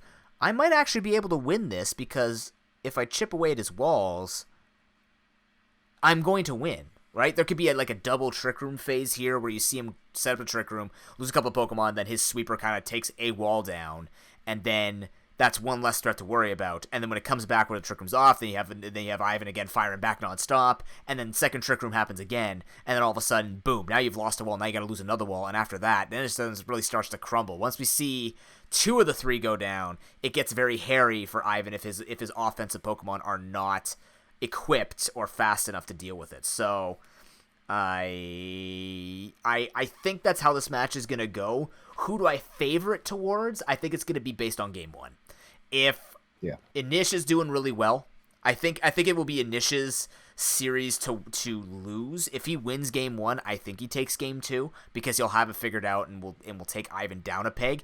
If Ivan wins game 1, I don't think we could discredit as much that Ice Cold can't come back in game 2, but based on recency bias, it's going to be hopefully he brings the best and just kind of does a run back and plays it differently. Because if it looks like what happened against Traverse City Thunderous, it's not looking good for a playoff contender, right? It's not looking good for playoff contention because you need a point, right? He's at that stage where he needs a point. He needs to win at least one game to force a tiebreaker if Luna Cresselis get destroyed by I Am Groot. And the thing is, I feel like either way that this match ends up going, these players are so hot and cold. It's going to be a 2-0 either way, whether it be Anish or Ivan taking the 2-0. But I don't see a 1-1. I'm sorry. No, that's fair. No, I completely agree. That is actually a very good point. These are very one-way players. Now, having said that, Anish has gotten more 1-1s, but arguably the 1-1s that have been kind of earned in this season are somewhat they were both comebacks, but also just kind of like spaghetti. Kind of just ended up throwing chocolate milk into soup type of situation where... Hey, don't knock it till you try it, okay? No. But what I'm saying is he tried it and it ended up not tasting good for him. So there's just kind of these one-turn misplays, similar to Ivan, where you just see this one turn where suddenly one mistake cascades into so many other mistakes, and that's a sign of mental fortitude because even if you won game 1, you move on to game 2, it's like, well, if you tilted that hard in game 2, was it really that fragile? Yes, Trick Room's hard to play. Yes, Inish's team is very difficult to execute upon. But is it really that glass fragile situation where making that one play just suddenly... That to me looks more towards the player itself, and that's where you have to kind of educate yourself and kind of just control yourself and go, okay, it happened, we can recover, we can make it back, we have a game plan, we can figure this out, right? It all comes down to, I know I won this already, I can win it again even if I'm without this resource, what's the next play? Sometimes it will cost you the entire game, we've seen it many times for both these players, but I firmly believe that you are correct. I do think it will be a 2-0 in one way or the other, and if you're a fan of Ice Cold, you want him to get that 2-0 because that's his only ticket into the tournament, and that will get him into at least 5th place. Because the only other way that it can go is Lunar Cresselia can go above him, and then he sits in 6th seed. So at best, Ice Cold's looking at 6th seed, depending on what Lunar Cresselia is, at best, 5th seed, because Golden State Greninjas can't take it over, and then Lunar Cresselia's, actually, funnily enough, if Lunar Cresselia's 1-1, after Ice Cold gets a 2-0, he wins in the 15 points, which doesn't matter, but the point is, you can't kick a Nish out if he 2-0s. He's in, and World Leader will be kicked out. That's a solid plan to get in. He needs that too. Just win. Forehead, that's a plan. Just win. Yeah, no pressure, just freaking win. And you know what? He might do it because we don't know what Manchester Manectric wants to do here. Manchester Manectric might not be thinking about who gets in. He might not be thinking about this whole situation. He could just be listening to this podcast right now or not and just be going, I'm not going to reveal anything. Yeah. I'm going to save my trade until the pre-playoffs, get my one pool trade or one coach trade. No one usually trades with other coaches because you can only trade with the 6 coaches that go in to the playoffs. You can't trade with the 2 that get eliminated. So once week 10's done, you can't trade with Las Vegas Golden Cars. You can't trade with 7th seed. So funnily enough, you could just see Manchester Manectric throw the series away. Just bring stupid meme movesets, show nothing off.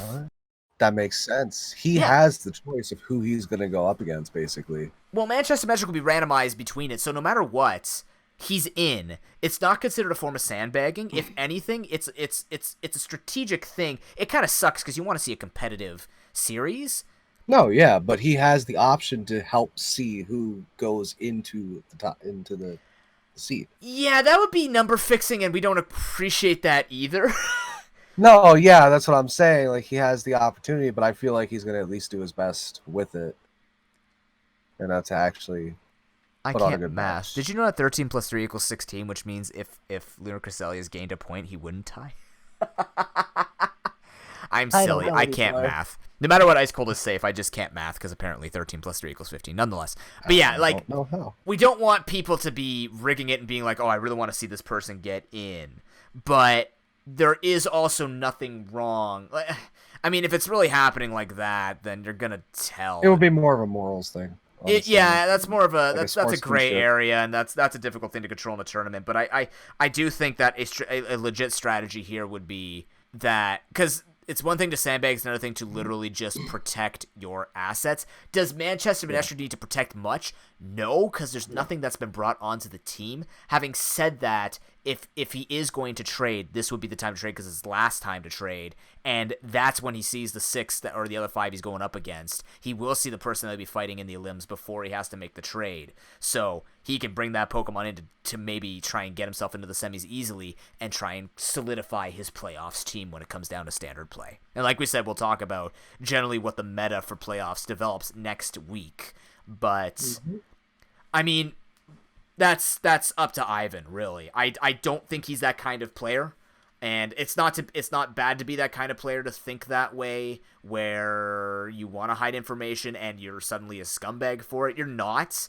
It's as long as you're they do that in competition. Like they do that like literally. In the VGC competition that I did recently. That they do that. They'll hide their information, and then they'll take because they know their seed will be fine. And then when they go in, they're like, "Well, yeah, you didn't see anything that I did," and you just go from there. Or they bring like 5 different teams, a little bit different format, but still, the thought is there. So, yeah, that's gonna be an interesting one. That'll be an interesting one. But I mean, nonetheless, I think the consistent factor here will be this is a lot of stress for Ice Cold. This is going to be a high pressure situation, and that's probably freaking him out saying that. But nonetheless, it's do or die. This is the time, and it's not even do or die, it's do or die, and if you only half do, you're in a best of 3.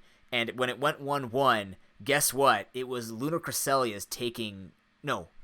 Ice Cold took game 2? Oh, shoot. Which way did that go? Oh, God. Which match? Between Lunar Cresselia and Anish. I want to say it was game 2. It was game 2 he lost, right? Lunar Cresselia came back in game 2 because I remember the Dark EMZ against the Incineroar when he used it better. Anish crushed game 1, and then Lunar Cresselia came back, put out the right Pokemon to stop the onslaught, and then basically prevented the Trick Room from being effective. That was with Mawile.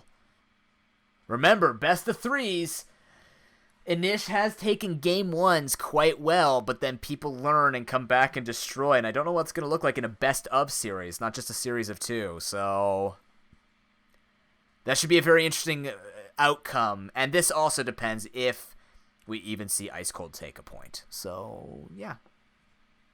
Second series for Week 10, we're going to be looking at Lunar Cresselia's versus I Am Groot. We were mentioning this one. This is another one that is important. Lunar Cresselia's looking to keep themselves alive in the top 6.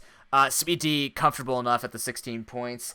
Getting the 3 points here will just solidify himself, try and get himself into 3rd place, depending on what happens with Initiator and Ivan. But it won't matter in the end because 3rd through 6th are randomized into their matchups for eliminations. But this one's going to be interesting. I think there's just a couple of key factors that we're going to point out here. In terms of skill, I do give the heavy advantage over to I Am Groot. Sweet D, outside of hacks, has been looking pretty good. He has been developing his team since people have seen him. Obviously, we saw the Steelix come in for him and gave great things. In Week 9, we didn't talk about it, but he did trade out his Crobat in exchange for Entei, and that Crobat was doing a decent amount. And in no particular video, who'll be very sad about Crobat going into the trade pool and not being seen, most likely in Pro Pokeball Season 5 anyways. We're not too sure yet. But with the Entei coming in, definitely preparing for playoffs, feels comfortable enough to be able to use this Pokemon. I think it's a great call, considering that the offensive Pokemon that I Am Groot was relying on haven't necessarily pulled the full weight against the tougher opponents. So to bring in more flexibility, try and bring in some Pokemon that can try and handle some of the threats, I think is a wise decision, especially when you're comfortable enough. I mean, like, look at it this way. Banette went out for the Tauros, or Banette went in for the Tauros. Hippowdon wasn't doing much. Steelix does a better job for him. And then you're looking at it, it's like, well, Crobat can do all of this, but in the end, is it actually going to cover for me? Do I need the speed? The answer is no, and Entei will just bring more firepower, literally, along with just better physical offensive pressure to mix up with the likes of the Lycanroc, the Terrakion, etc., etc. Honchkrow actually has a lot of physical sweepers now that I look at. It's a very good balance. He's got a lot of physical Pokemon, but then he has the option of Ribombee, but more so the option of the Suicune mixed with the Serperior. So I think it's just building up more and more threats for his team. Knows he can play. He's got a pretty good defensive core right now and goes from there. And looking at Lunar Cresselia's, this feels very sketchy for him. There is one caveat that's happening here. So in terms of bans, neither of them banned anything against each other. Neither of them submitted their forms on time. So they are going in 12v12, which can bring some interesting situations. So with all the Pokemon being accessible, Seismitoad is going to be the answer to Scald-only Suicune. That makes the most sense because Water Absorb just completely nullifies Suicune, so we might see Suicune not even brought game 1. We'll have to see. I think it's really going to depend on the Pokemon that are brought here, because the ones that I'm really looking at, Entei and Serperior do a lot to Lunar Cresselia's, cause a lot of damage. Might be actually pseudo difficult to tank because I know that Groot will use the correct moves against the walls that Lunar Cresselia sends in, so you might not see kind of this somewhat stall that you saw in last week's matchup here, where we saw World Leader having difficulty breaking through, but doing damage, but at least you still had, your walls could get the Wish Passes off, you're still going to get the Wish Passes off, your Incineroar was tanking up enough and getting the pivots and things like this. I think the Entei and the Serperior will make it a lot less time for Tyler to sit and try and pivot his Pokemon incorrectly, because despite the fact Toad that blocks Suicune, Serperior is unleashed. And are there things that threaten Serperior? There are Scarf Sirantrum. There are Pokemon. Pidgeot, I believe, barely misses the speed. I can't remember. Let me see here. Maybe. Serperior is 113. Oh, no. Mega Pidgeot's much faster than that. So, not by much, but it is faster. So Pidgeot is unleashed. I don't think you want to have to deal with it because we've seen how obnoxious it can be. And believe it or not, the speed tier is working in favor for Mega Pidgeot. You even have Mega Manectric here that could switch in and handle other threats, depending on which one he's feeling that's more valuable. I would probably say the Pidgeot would get more done here. More targets for Hurricane spam. Can U-turn out pretty quickly. You have the Heat Wave for that Steelix. Whereas Mega Man, Overheat works well, but you don't want to be stuck in a turn where... Actually, well... Yeah, you don't want to be stuck in a turn where you're trading Sturdy Break in exchange for losing your Mega Man. I personally think, to threaten that Serperior, to threaten the Terrakion if it's not Scarfed, I think you bring the Mega Pidgeot. Or you could bring the Intimidating Mega Man. He's got a lot of options. I think this is going to really matter on what Pokemon are brought. That sounds really like a big cop-out theory. No, but... it's... 12 Pokemon against 12 Pokemon. There's no holds barred this time. Yeah. It's not really a cop-out to say that. Yeah, obviously the ban that Sweet D would do would be, what Pokemon does he fear the most?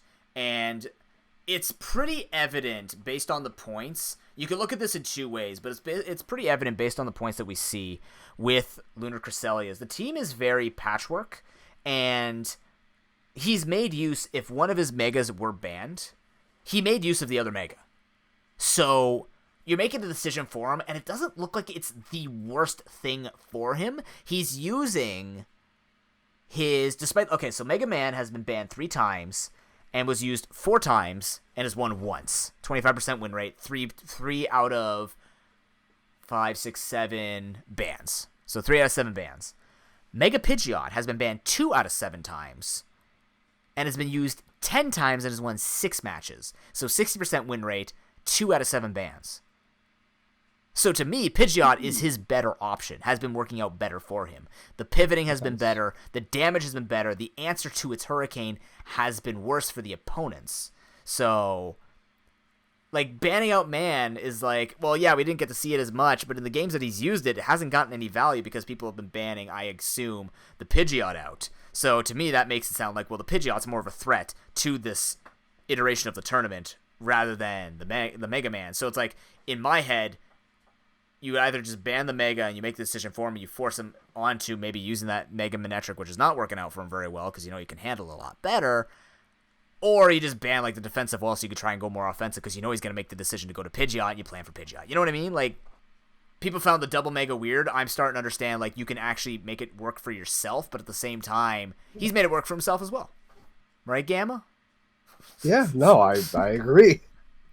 It's times like these that I really don't have much to say just because I literally agree with you on everything. I have to stop being so smart. That's the problem. I'm just too good at Pokemon. Stop it. There's no room for discussion because I blow them away with Stop taking the words out of my mouth, Our Noob. immense knowledge is too much for anyone to dispute, except this is why I gotta talk over you podcast. sometimes. Otherwise, I won't get a word You gotta in. stop talking over me, Gamma, because if you keep trying to talk over me, you're just making things work. Well, now I'm just gonna talk over you talking over me. Now they can hear both of us at the same time, and I'm sure it's very awkward. Time. This is the worst thing they're gonna be listening to ever. I might have to fix that. Sure, they hate it. I mean, you can literally just cut my over you. That's what I did it that one time. Remember? At the end of one of the podcasts, you're saying these bunch of things. I just cut a minute and a half of you talking out. I'm not gonna lie. I don't watch the finished product anymore. I don't have time. Gamma, I watch Team Pocket Ace's stuff. I comment. I know you do. That's a different story. I watch those mostly because I don't edit them anymore. Are you saying my editing sucks? Is that what you were going? No. I'm there for the whole thing for this. You know what? I'm looking forward to our nonsense podcast, and I'm going to convince Raz not to bring you onto the show. You know what? I probably don't deserve it anyway. I'm glad we're on the same page. Anyways, so that's going to be an interesting matchup. We're friends, people. See? High five, Gamma. 3, 2, 1. Too slow. Let's talk about the feature matchup.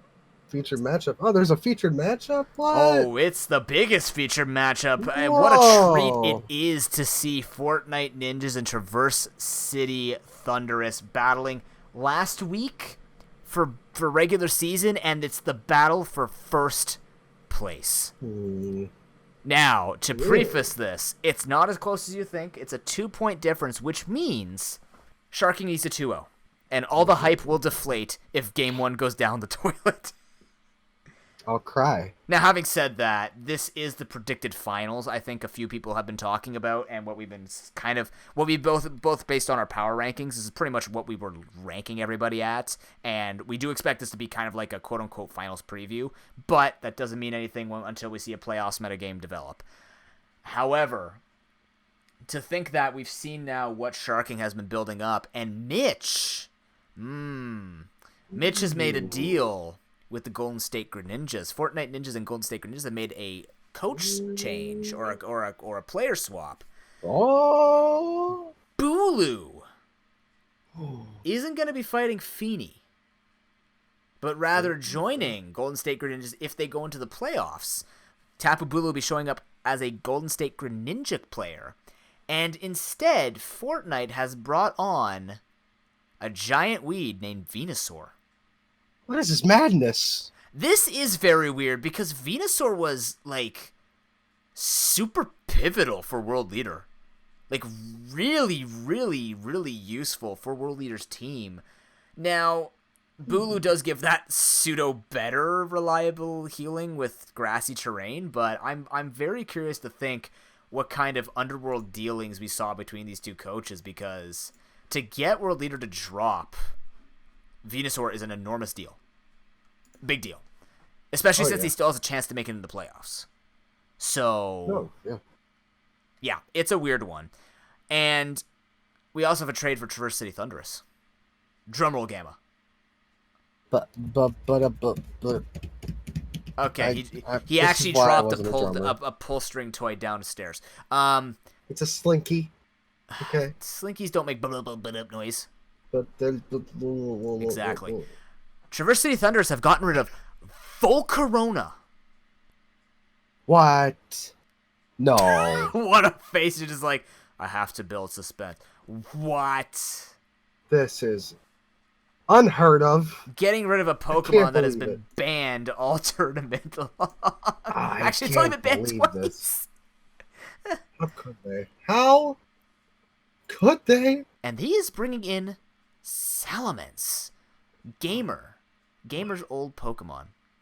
For those of you who remember the Sarasota Suicunes. That was a Suicune Pokemon. I do. Yeah. So, Gamma.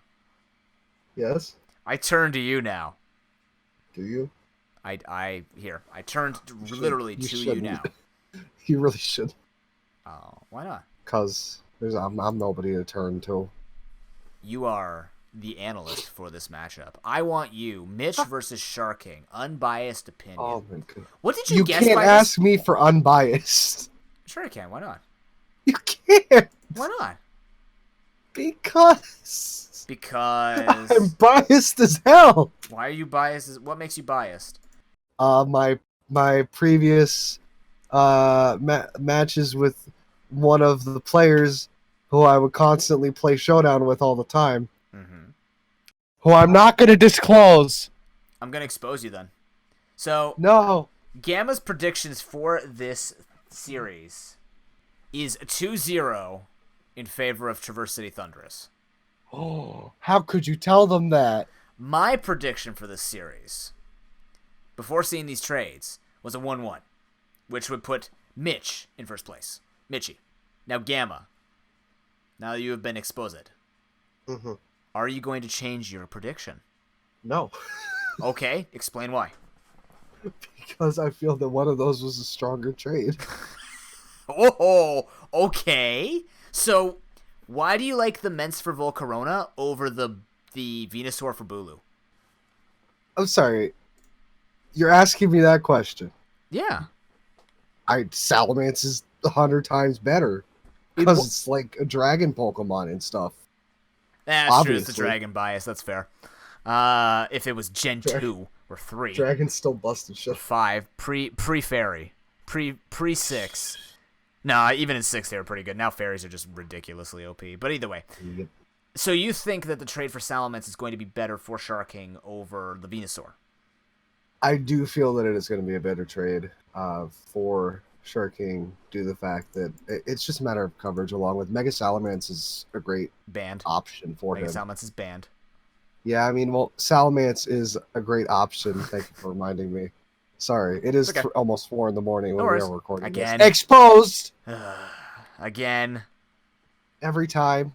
God, it didn't have to be If like I this. make horrible, baseless claims, it's because I'm sleeping. Okay, I'm setting this ground rule down right now, by the way. When you come to Canada, we are not visiting a restaurant 6 times a day, all right? We are not doing 2 a.m. Wawas, or in this case, 2 a.m. Subway. We don't have shit like that here, okay? I can Nobody barely stays awake afford past to go 12. to restaurants, period. Yeah, but nobody stays awake past 1 a.m. in Canada, all right? There is no... Dude, everybody closes here at 10 o'clock. So how do you go to Wawa's? Everybody. So who's Wawa? It's Wawa's 24/7. Okay, we don't have that anymore. People like to sleep in Canada. They're not allowed to do that. That's illegal. How dare they? Either way, so you think that this is just going to be a more flexible matchup? I mean, Salamence is more flexible than Venusaur. No, I feel that it's a stronger Pokemon in general, just based on its attack stat along with the speed. Move pool's kind of iffy, but it's strong moves that it does have. Kind of iffy. It's got access to some of the best physical and special I understand. attacks. It's got Dragon Dance. It's got Fly, I guess. Yeah, that's Fly. That's what's usually Fly in AMZ. Dragon thing. Okay, let me run down its resume. It's got Earthquake. It's got Outrage. It's got Dragon Claw. It also has Hydro Pump and Fire Blast. I did not know about Hydro Pump. Yes, it does get access to Hydro Pump. Mixed and special Salamence are options. I don't understand why it gets Hydro Pump. Because it's Salamence and it's super good. I'm agreeing with you. Salamence is the better gain here. Now, but that doesn't mean it's the better gain for the team per se, because I think Venusaur... No, yeah. I'm trying to think of what the Venusaur would do. I think it would just super solidify his defensive core to give him more switching, because at this point we know his Conkeldurr, the Mamoswine, and, like... Because here's the thing.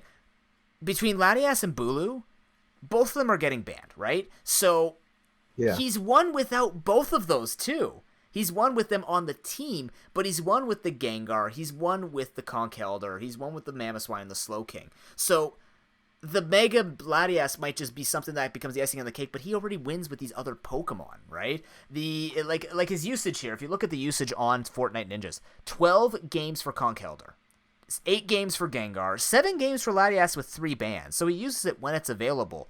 But I don't remember Latias coming in very often, having to do anything, because his defensive core plus the pivoting between Fortress and Rotom Heat and the Slowking has just been strong enough for him already. So we haven't seen a challenge, so I'm thinking Venusaur would be this thing for him that will just give him this extra defensive pressure, which Mega Venusaur, if you lose Latias, okay, he gets Mega Venusaur, right?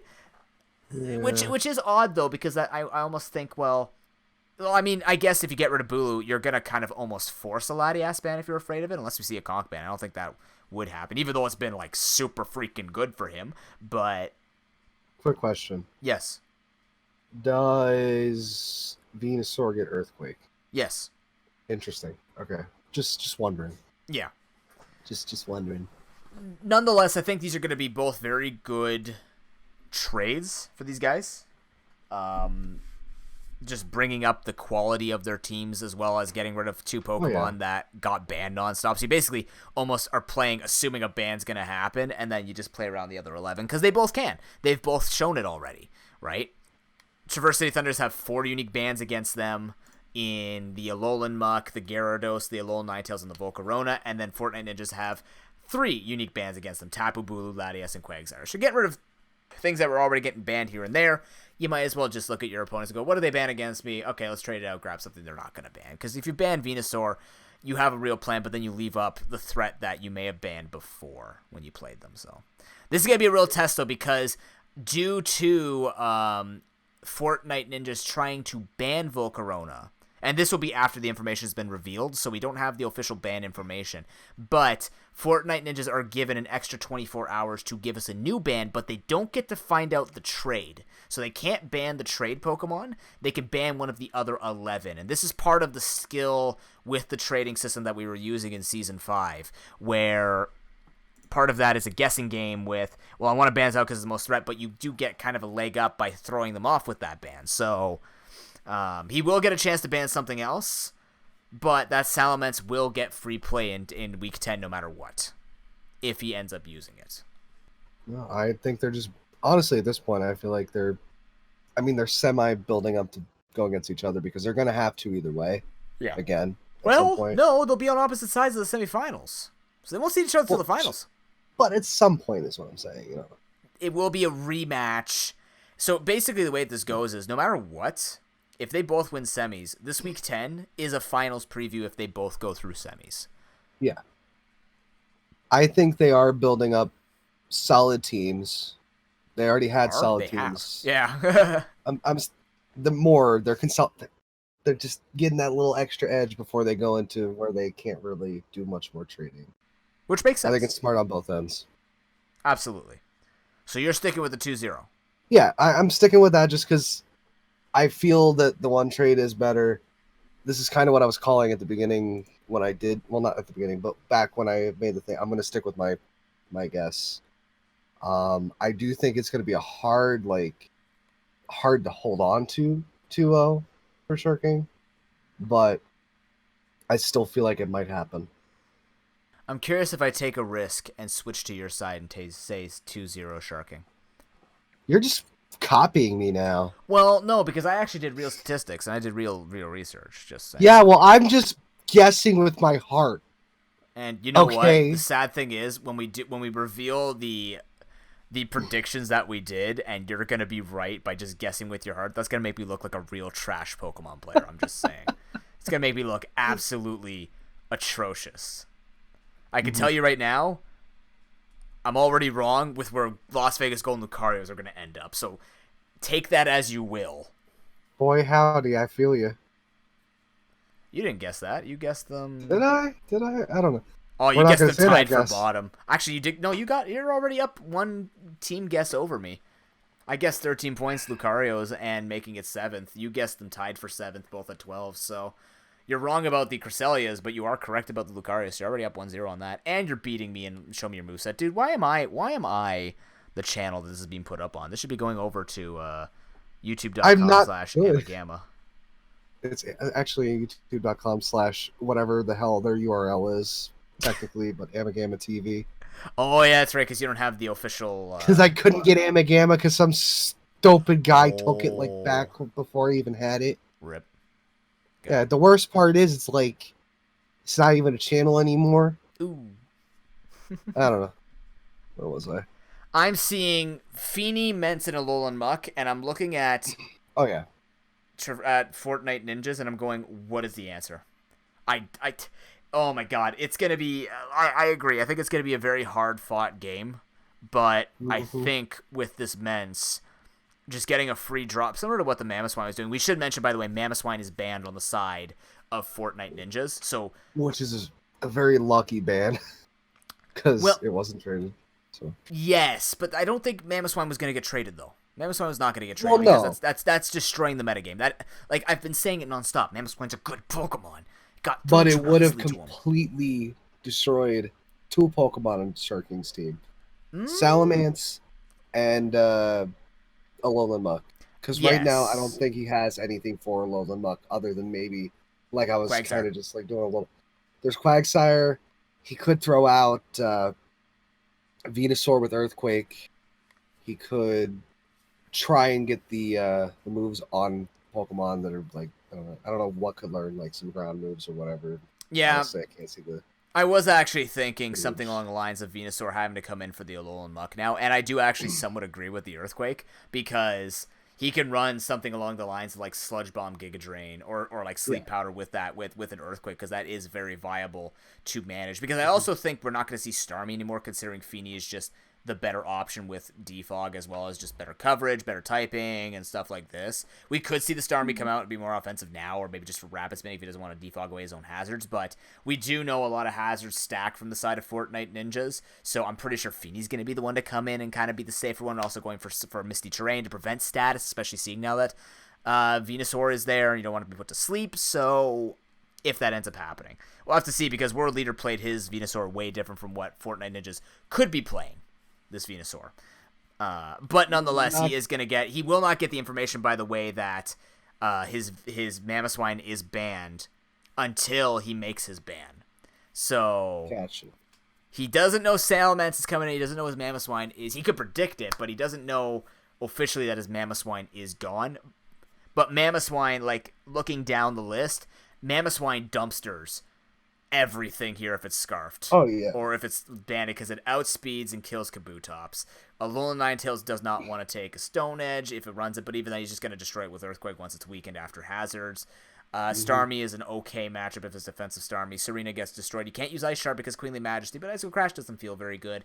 Gyarados doesn't want to take the hits if the Intimidate's not onto it. Alolan Raichu, it can hit it, but I don't expect it to. If it's like depending on how he runs it. Rhyperior says goodbye. Alolan Muck also does not like it either.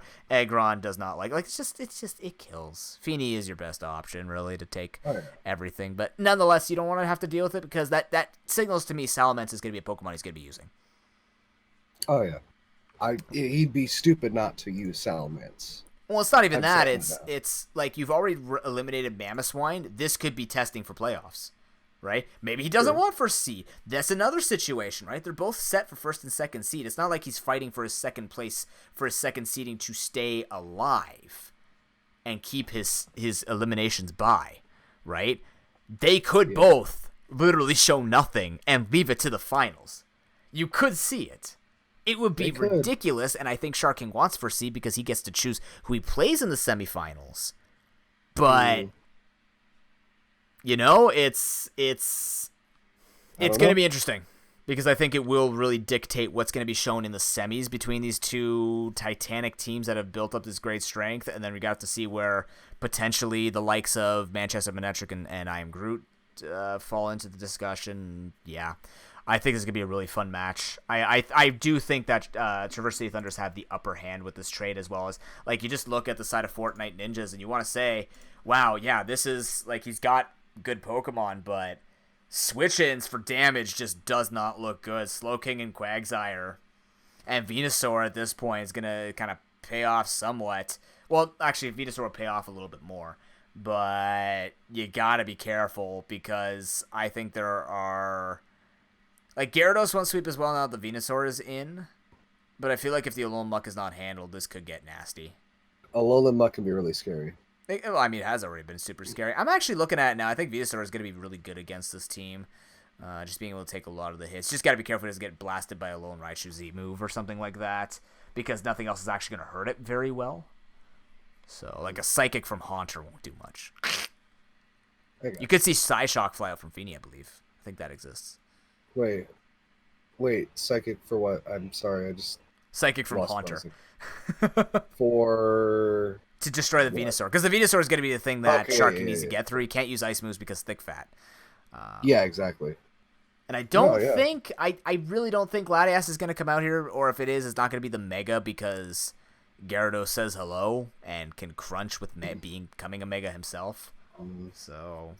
You know what? I don't see the Haunter coming out at all. No, it won't. Not I'm just saying, like... time. To handle the Venusaur will be the saving grace for this team, but I think it's just going to be ending up being a really good match. But Traverse City Thunderous, I mean, this is what we said before. He is the aggressive team. He needs to find the advantage, and he needs to take control, right? Mitchie plays a much more of an aggro balance, so he can keep calm and not have to worry about specific times to set up and sweep because his Pokemon kind of do that themselves with having Flame Orb, with the guts on the Conkeldurr, and... Yeah. Just having a bunch of value with every hit that he does. So, yeah, Mamoswine's gone, but if Traverse City Thunders takes control, I think he could take the series and take first place. We'll have to see. And we will have to see. October 7th, 7:15. October 2nd, 7:15 p.m. Eastern Time. I know I said the wrong date or wrong time on stream. Will be 7:15 p.m. Eastern Time. It was the 9th that I had my dentist appointment. Haha. Anyways. Hey. Gamma. Yes. Welcome back, man. It's good to be back. Sorry again for all the coughing and whatnot. I've been muting the whole time, but that's okay. It wasn't time. Interrupting anything, and that's great. Well, that's good. I've just considered that I have a 2-hour podcast to edit when I have no time. I would offer to help, but I'm in the same boat. Nope, you're probably in a worse boat than I am. I just gotta buckle down and handle it. And speaking of handles, Gamma, drop them. Oh, yeah. AmaGamma on Twitch. We do stuff, Pocket Aces. We do put stuff out. Should be coming out with some more stuff in the near future. I also edit that podcast, Gotcha, which is our Pocket Aces podcast. Talk about stuff that happens somewhat recently. So go check that out if you want some more podcast listening. And if you want to watch ProPokeBall action, twitch.tv/ProPokeNoob. You're already here. Social media, at ProPokeNoob, Twitter, Instagram, Discord, very, very lovely Discord filled with tons of peaceful and beautiful people who like to talk here and there and just foster a really positive and inviting community. So if you guys like trash talking whatsoever. None. Well, not a one. Not in most channels. Not in most. Not in any channel. Way to break. Why do you have to do that, Gamma? You are a mosquito. Ow. Are you calling me a parasite? I'm just saying you suck. But anyways, make sure you But yeah, make sure you guys come out to the show. This is going to be week 10, and if you did enter for Fantasy Draft next week, if there's no tiebreakers, you can find out if you're winning your $10 Steam gift card. And then we can start looking at when the playoffs happen, and then potentially a 2-time champion. Because guess what? At least 3 coaches that are guaranteed for playoffs can become 2-time champions. Manchester Manectric, Fortnite Ninjas, and I Am Groot are all in, guaranteed, and they can be the first 2-time winning champion in Pro Pokeball history. That's pretty cool. Yeah, no. I'm just saying. Nice. Your name goes twice in the duck. That's freaking sweet. Where is the duck? The duck. Free the duck 2019. The duck is safe. Show me the duck. I don't believe you. It's okay. Ready? It's right there. Right. That's right out of camera view. I know, right? It's right there. See it? Oh, I don't see the duck. It's right there. It's yellow. It's right next to the sign. I'll just have to wait until the last match of Pro Pokeball Season 5 to see the duck. Okay. Julius Caesar from Shakespeare. I don't know. I don't know what you're going for there, but yeah, he's just gone. You can see it right in his face. He's gone mad because once again it's past 4 a.m. and my voice is getting tired. So we're gonna end the podcast here. Thank you very much for listening, everybody, and we'll see you for week 10, October 2nd. Until then, take care, dream of victory, and let's go name a champion. Have a great day, everybody. Peace. Bye. That was terrifying.